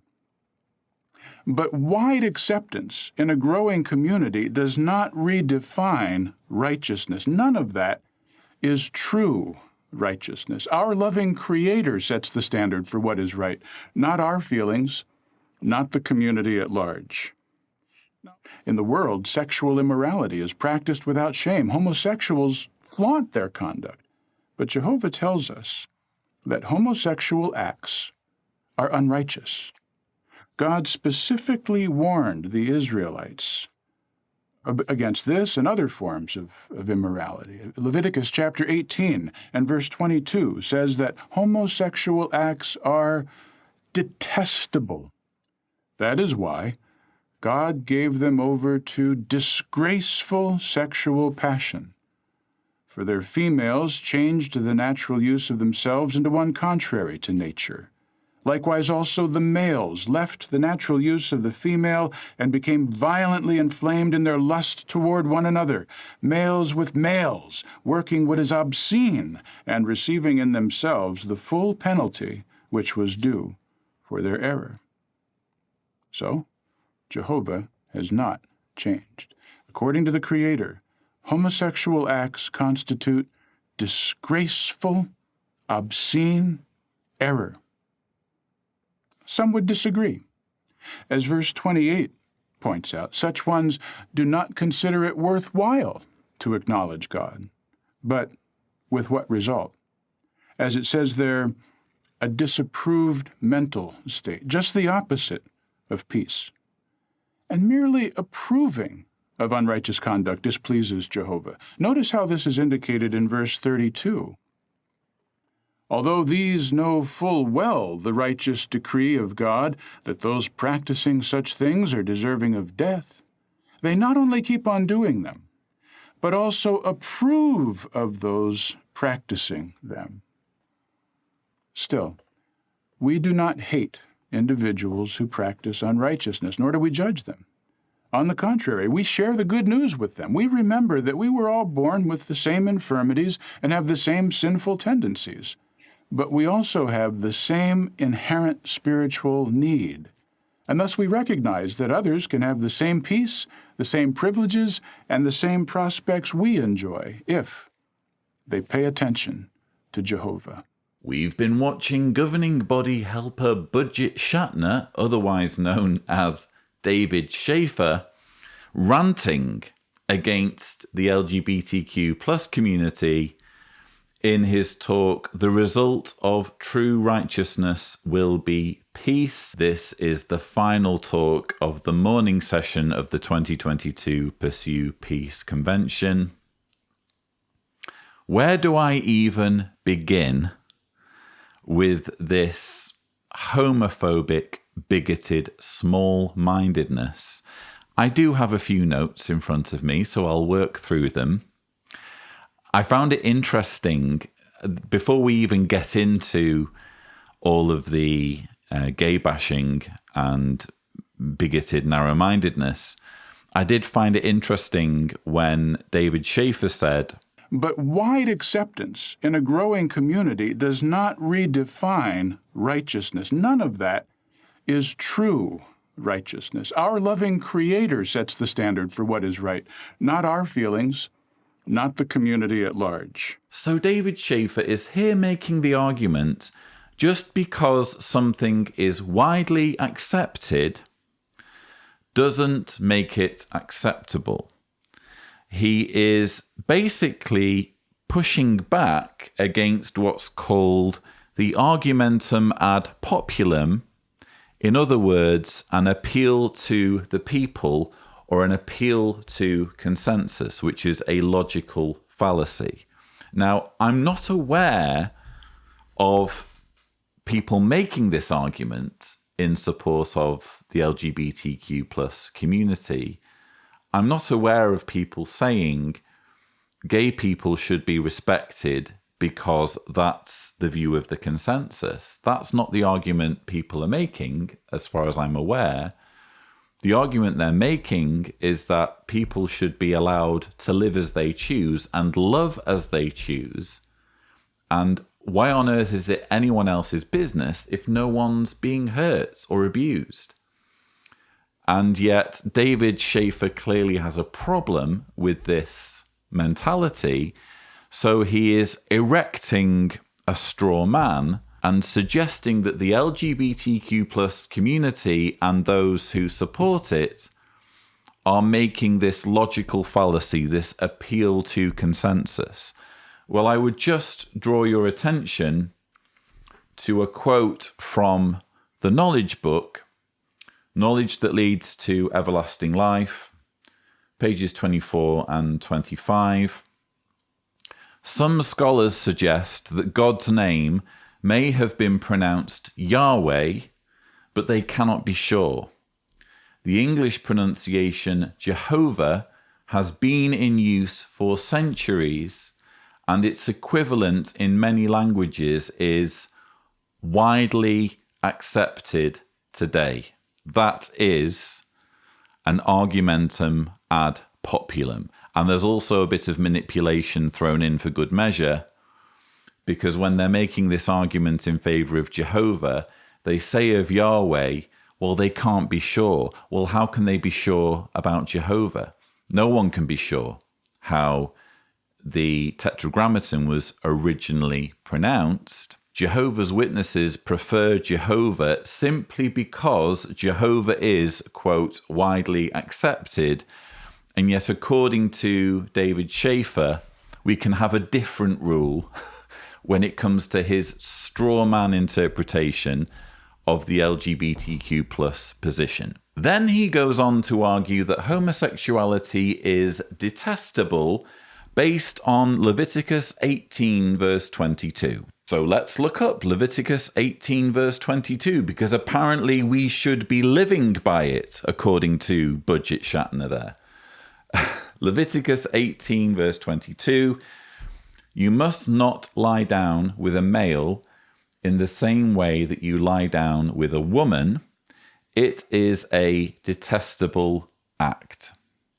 Let's then scroll down to verse 29.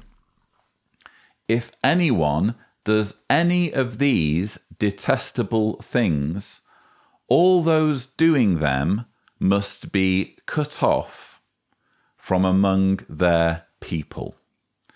And when you look at the footnote where it says cut off, says or put to death. So what are we supposed to do, David Schaefer? You're telling us that according to this Bible verse, we should view homosexual people as detestable, but the same Bible verse doesn't just say that.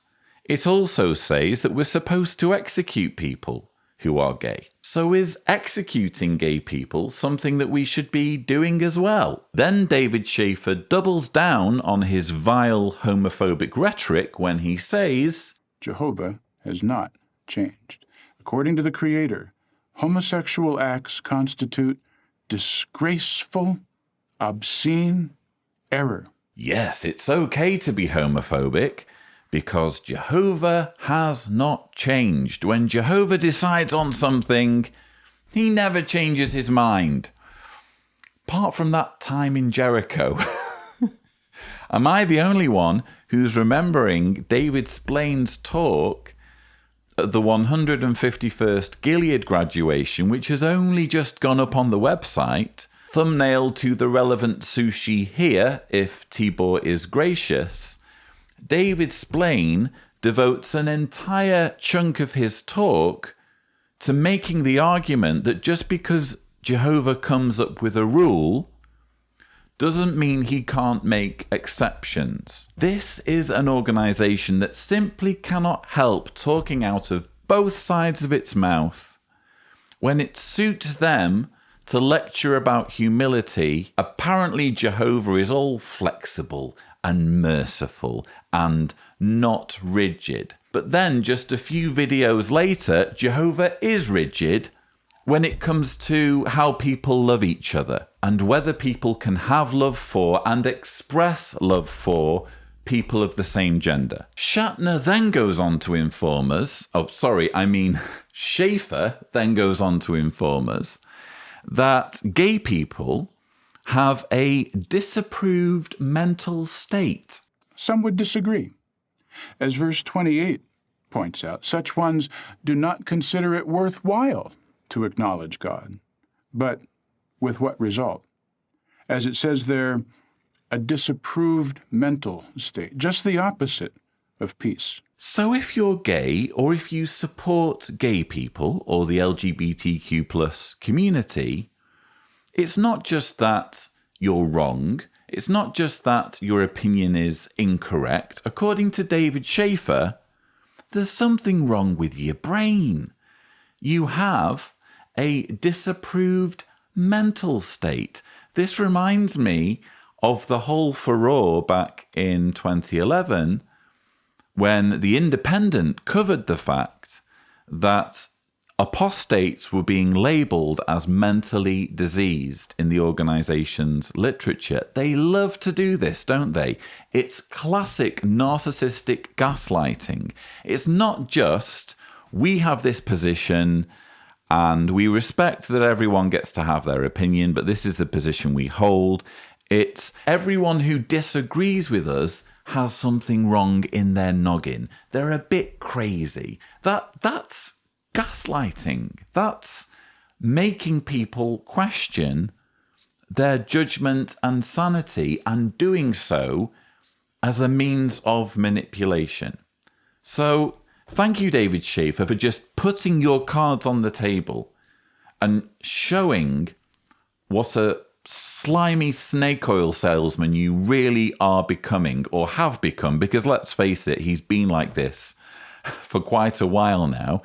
And finally, the last thing of many things in this segment that I wanted to draw your attention to was that part where he says, "We do not hate individuals who practice unrighteousness, nor do we judge them. On the contrary, we share the good news with them. We remember that we were all born with the same infirmities and have the same sinful tendencies." We were all born with the same infirmities and we have the same sinful tendencies. It's an infirmity now. It's an illness to be gay. You know, imagine how you must feel watching this talk as a young gay or lesbian or bisexual Jehovah's Witness. As I've said before, with your mum and dad either side of you. Imagine being in the living room with this vile speech on the flat screen in front of you and your family around you, and being told not just that your feelings are detestable and obscene and disgraceful, not just that you have a disapproved mental state, but that you have an infirmity. There is something wrong with you, with who you are, and you need to heal yourself of this infirmity. I really, really do sympathize. I'm glad that of all of the negative experiences I personally had growing up as one of Jehovah's Witnesses, this wasn't an issue for me. I can only imagine how tortured people must feel when they have to walk this tightrope of believing and following this religion while at the same time knowing how they feel, because Jehovah, in all of his wisdom and mercy, has created gay people and then made it a law that they shouldn't be gay. Now, sometimes moral issues become the center of heated political debates. We avoid getting drawn into such controversies. But now, in practical terms, what might that look like? In the following video, notice how adults can respond effectively when questioned on highly controversial issues.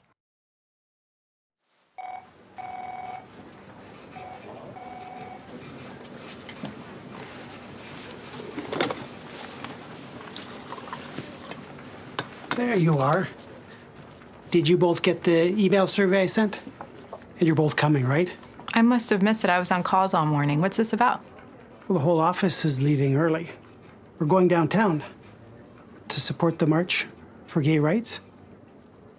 She won't go. Why? It's against her religion. Some of her people came by my house, and when I asked, they said your church won't support gay marriage. Irene? It's true. As Jehovah's Witnesses, we hold to the Bible standard on marriage, which is only between a man and a woman. And we remain politically neutral. That's such ignorant thinking. I understand it's a sensitive subject. I have a daughter who deserves her rights. Trust me, Amber. As one of Jehovah's Witnesses, we believe everyone has a right to choose how they live. And I would never force my beliefs on anyone. But you won't go. Just as I would never force my beliefs on you. All I ask is the same respect. And no, I won't be going. I have to go back to work.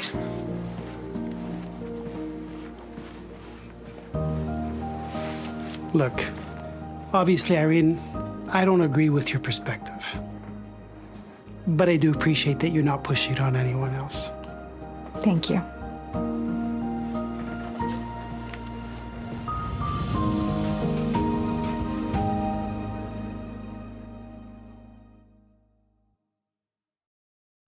In contrast with the majority of mankind who are divided, true Christians are united.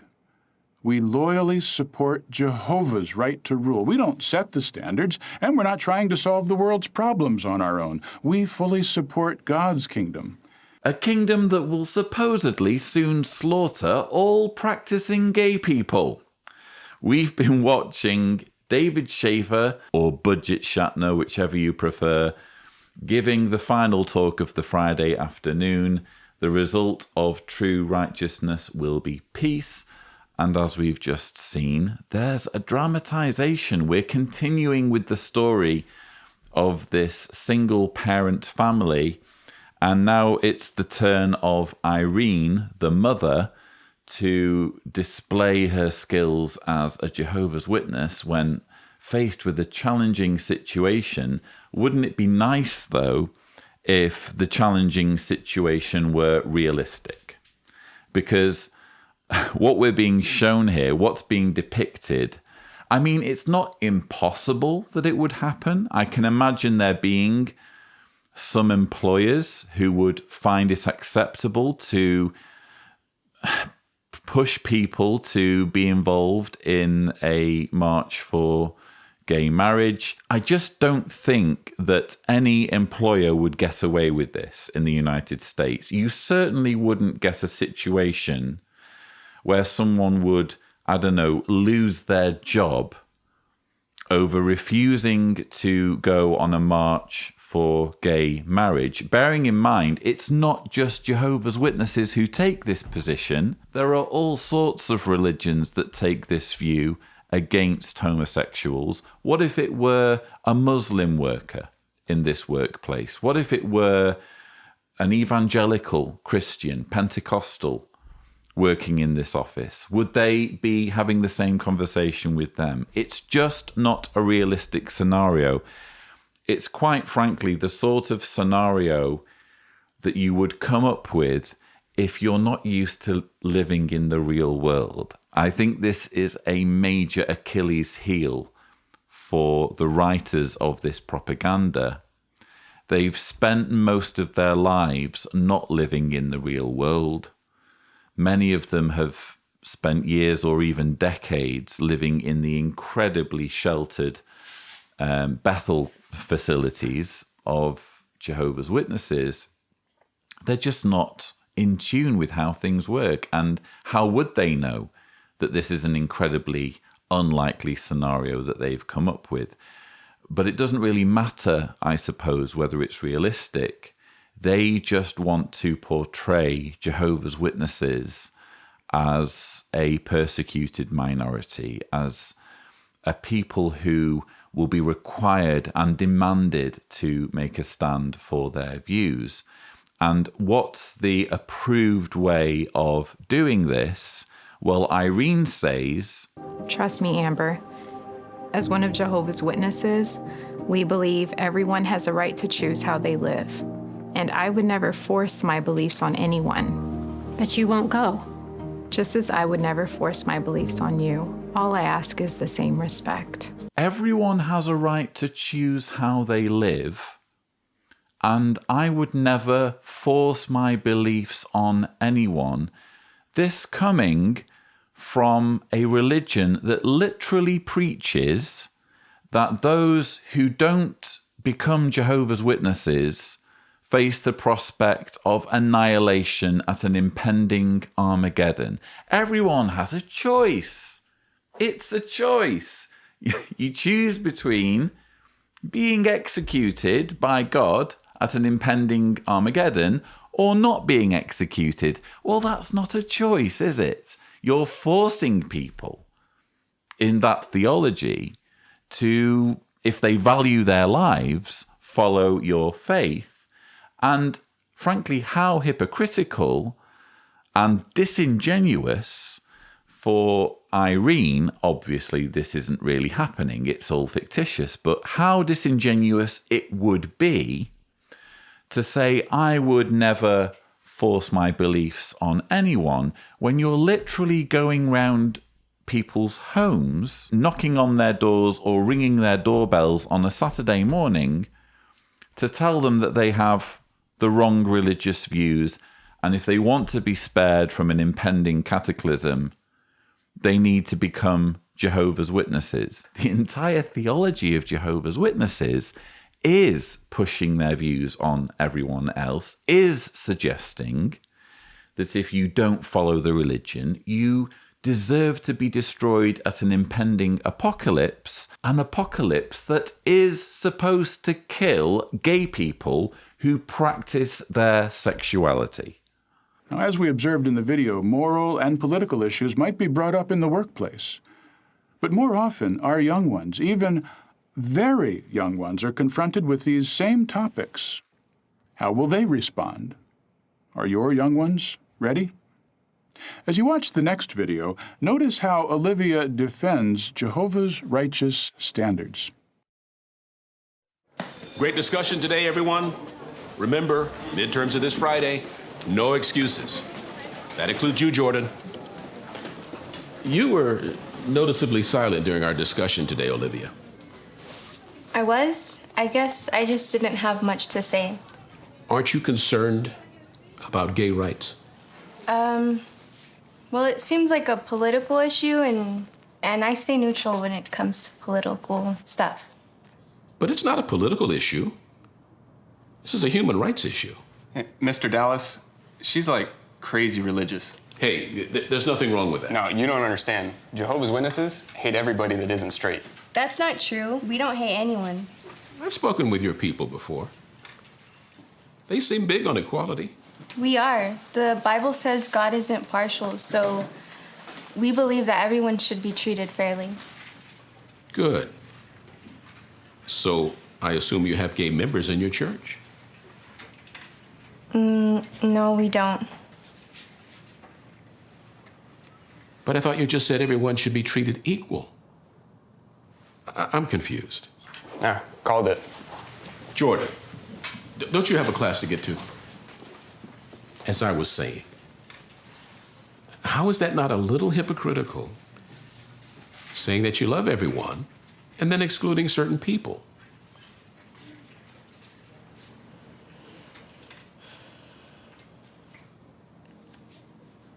Honestly, Mr. Dallas, I've wondered the same thing. Okay. And?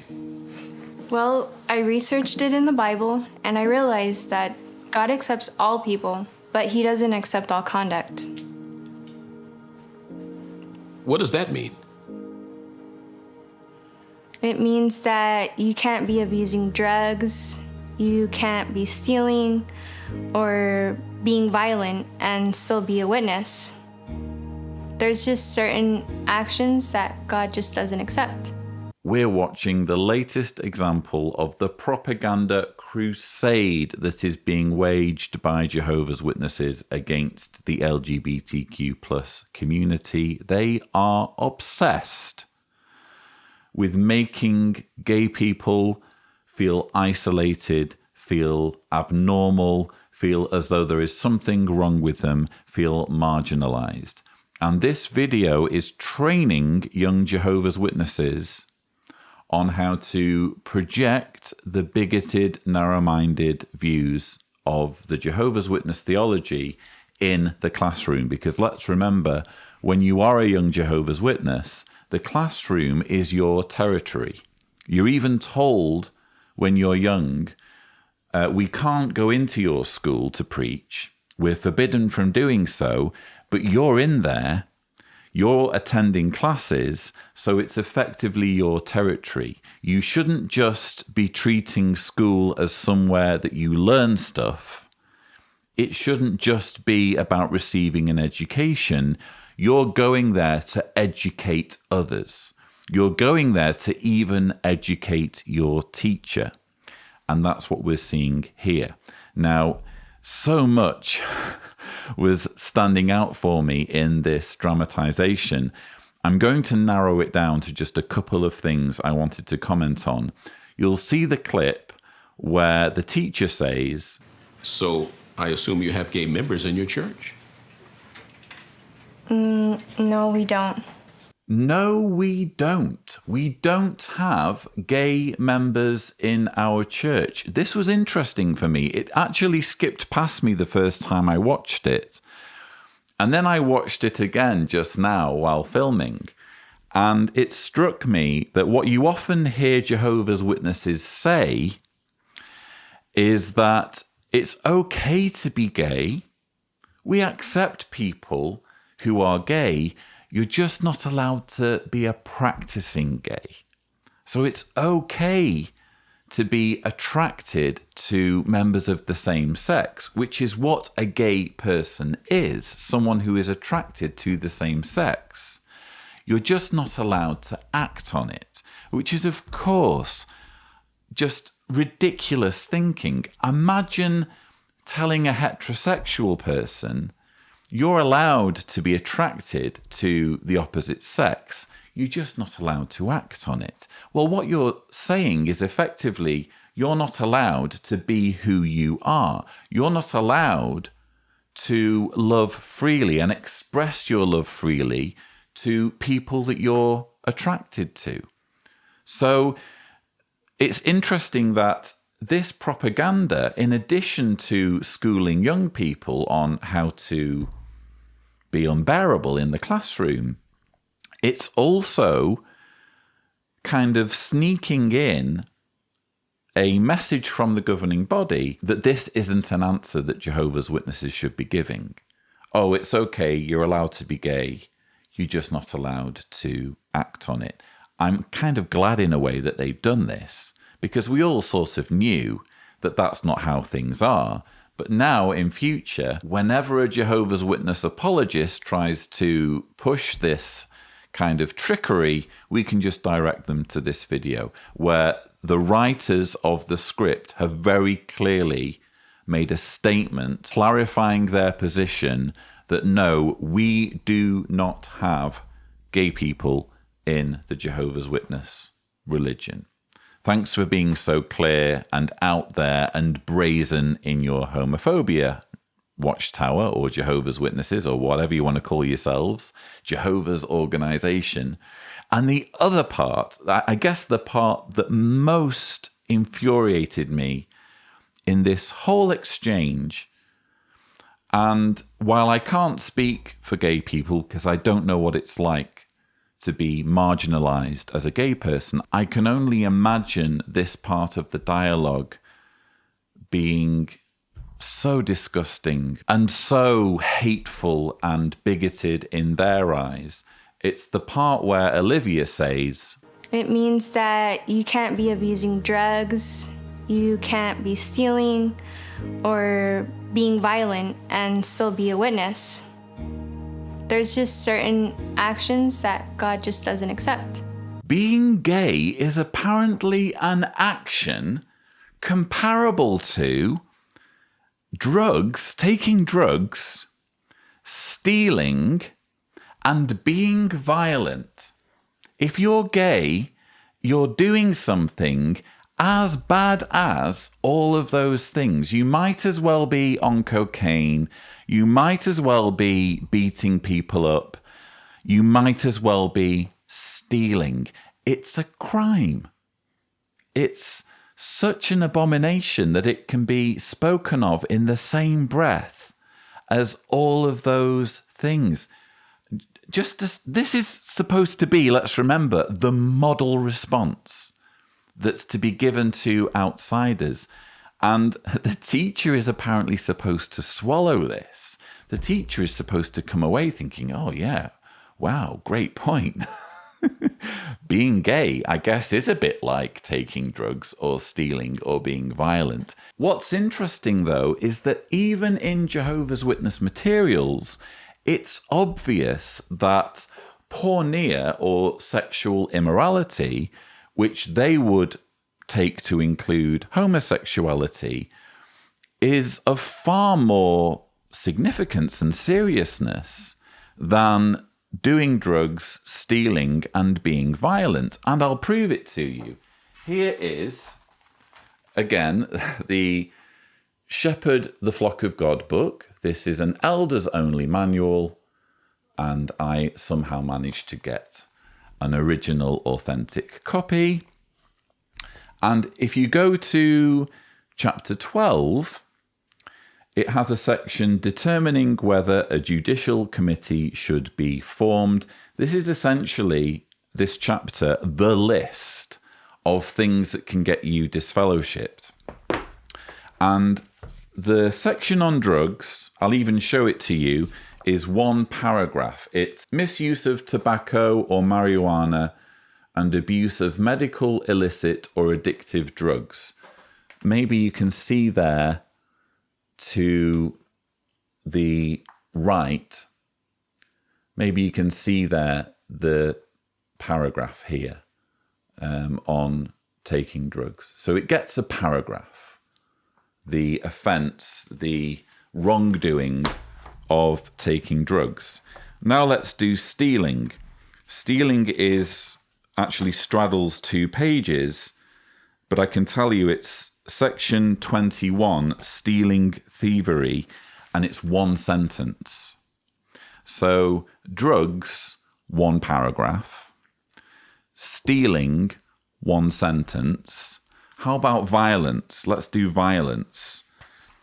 Fits of anger, violence, domestic violence, and I'll show you the paragraphs. You can just about see them on this side, running down the page here. And for manslaughter, the paragraph just continues by a couple of lines on the next page. So that's how much material there is on violence in the Shepherd book. Sexual immorality, or porneia, 5.5 pages in chapter 12. 5.5 pages on what consenting adults do with each other. Granted, there is some mention of child abuse, but mostly it's to do with consenting adults.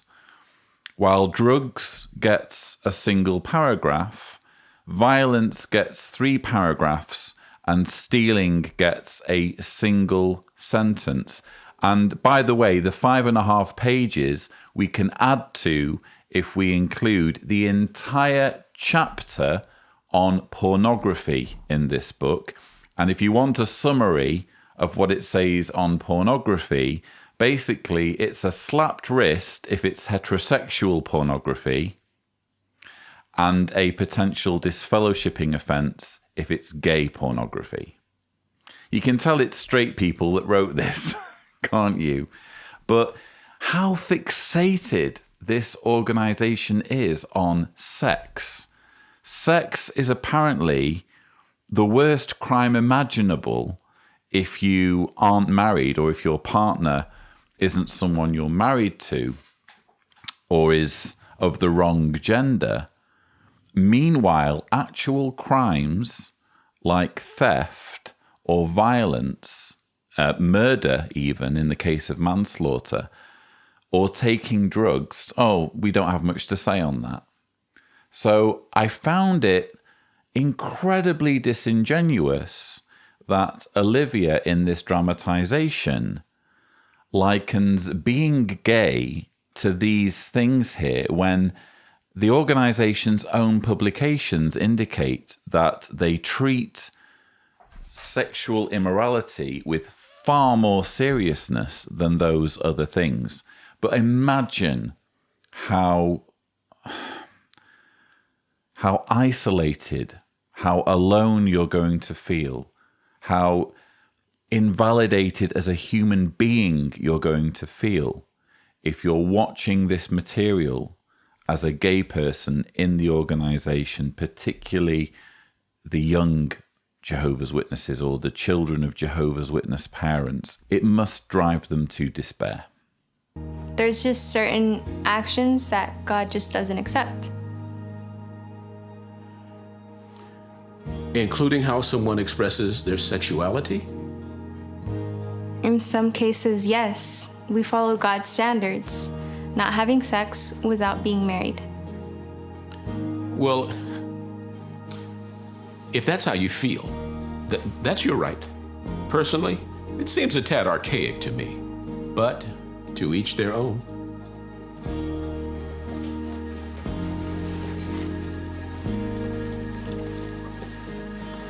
Hey.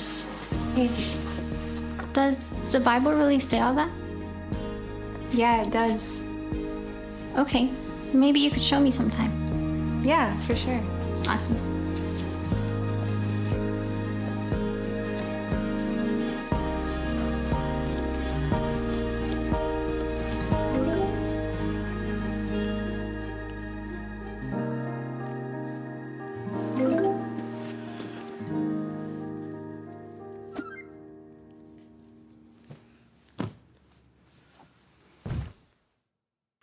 So we can expect future installments in this saga. Oh, goody. Let's hope they're as entertaining as what we've just seen. Again, where do we even start? Well, I think what we have here, as I've already mentioned about previous installments in this saga featuring Olivia, Gabe, and what's the name of the mum? Irene. As I've mentioned already, what we have here is evidence that the writers are not living in reality. So they've spent so long in this sheltered Jehovah's Witness bubble, especially the bubble of Bethel, that they don't know how real life works. They think that the arguments that they're giving in these videos, including the one we saw previously where Irene is confronted in the workplace, they think these are good answers to give, including conflating homosexuality with violence, drugs, and stealing. And they think that this is such a good answer that it's going to prompt a schoolmate who's listening in to walk up and say, hey, does the Bible really say all that? You know, I'm really digging this message of gay people being akin to drug addicts and thieves and violent people. That's sort of in line with what I think. I'm really attracted to the idea of learning more about how wrong being gay is and how we should anticipate the imminent destruction of all gay people. Yeah, that's really going to happen. But did you notice how Olivia was able to defend Jehovah's righteous standards? She kept her peaceful spirit, didn't she? She acknowledged that she had the same question as the teacher, but she had done further research on the subject.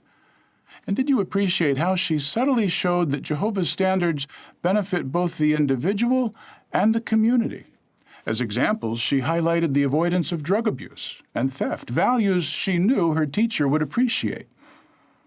Parents, are your young ones able to explain why we do or don't do certain things? Do you know how your children really feel about Jehovah's standards? Are they obedient simply to avoid making you mad? If so, will that truly be enough? Encourage your young ones to prove to themselves why Jehovah's standards are wise. Help them to see how they can explain their choice to live by Jehovah's standards. Teach them how to resist pressure to follow the world. In case you've been wondering why I call David Schaefer Budget Shatner, well, here's a perfect example. Are your young ones able to explain why we do or don't do certain things? Are your young ones able to explain why they do or don't do certain things? It's such an irritating, cheesy way of talking, and I know that David Schaefer's mannerisms and the way he talks are way, way down on the list of things that we need to be commenting on in this particular talk, but it really does grate. I think it would grate as a Jehovah's Witness, having to sit through this talk and having to put up with this uneven way of talking where sometimes he's saying individual words or parts of a sentence very slowly, and then he speeds up to this insane speed where you can barely separate the words from each other. Anyway, I suppose we should get back to the commentary. And what we've essentially had here is reminding parents of the need to indoctrinate their children to have these hateful, bigoted views. Not just have them, but promote them in the school classroom. Shove them down the throats of anyone who will indulge them or question them. We've also had him single out for praise an incredibly disingenuous response to the question, why is it such a problem for someone to be gay?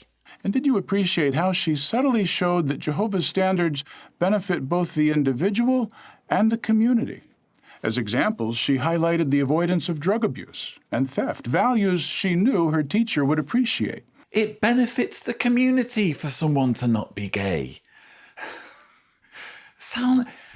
Just saying that sounds bonkers, doesn't it?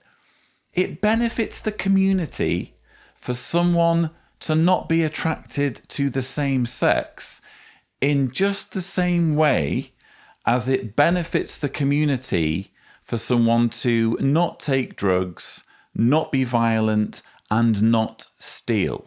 And this is apparently a great argument, such a great argument, that it is the approved response in this situation, a response that's given praise here by David Schaefer. Who will possess the earth? The righteous. And for how long will they live on it? Forever. And then according to verse 11, what will they find there? Peace.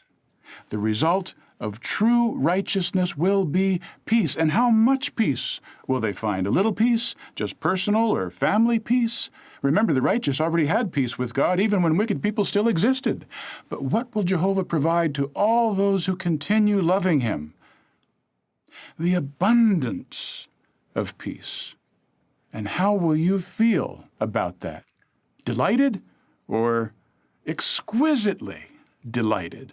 So stick with it, dear friends. During this convention, be on the lookout for the connection between peace and righteousness. Continue on the course of righteousness. Help others to find the way of peace. In that way, we can enjoy peace with Jehovah now, throughout the remainder of these last days, and on into the future when Jesus rules as king over a cleansed earth in which the righteous will flourish and peace will abound. Can someone please build a wall between David Schaefer and the coffee machine? Remember, the righteous already had peace with God even when wicked people still existed. Good grief, David Schaefer, come off the caffeine, will you? How is this supposed to be? a model speaker.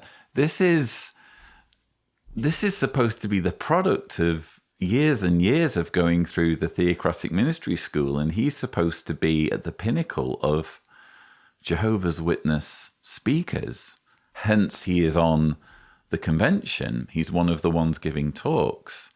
And what an odd way of speaking. I personally find it really, really distracting. I'm not complaining. I'm glad it's distracting because it's a horrible, vile talk filled with hatred and vitriol and bigotry. So I'm glad he's delivering his talk poorly. It suits me fine. But yeah, how odd that he insists on this uneven way of speaking. Anyway, the thing that really stood out about his conclusion to this grotesque spectacle is where he says, "We can enjoy peace with Jehovah now, throughout the remainder of these last days, and on into the future when Jesus rules as king over a cleansed earth, in which the righteous will flourish and peace will abound." Peace will abound on a cleansed earth. Yes, cleansed. In what way are we talking about cleaning? Will it be sanitized? Will all the palm trees and bamboo and grass be wiped clean of all forms of bacteria? Will there be Dettol in abundance? I think what we're talking about here is the sort of cleansing that Hitler did, aren't we? We're talking about a genocide, a world cleansed. David Schaefer is looking forward to a world that has been cleansed of people who do not share his fanaticism, of people who do not observe the authority and power and control of his bosses, who he is, I'm sure, continually brown-nosing with. That's what he means by cleansed. And that's the future for gay people in his mind. He's praying every day for a world that has been cleansed of people who are attracted to the same gender. That's the religion we're dealing with here. And it's worth noting we're still only in the first morning session of a 3-day convention. I have to say, if it continues at this rate of hatred and vitriol, this will end up being the worst convention we've had yet.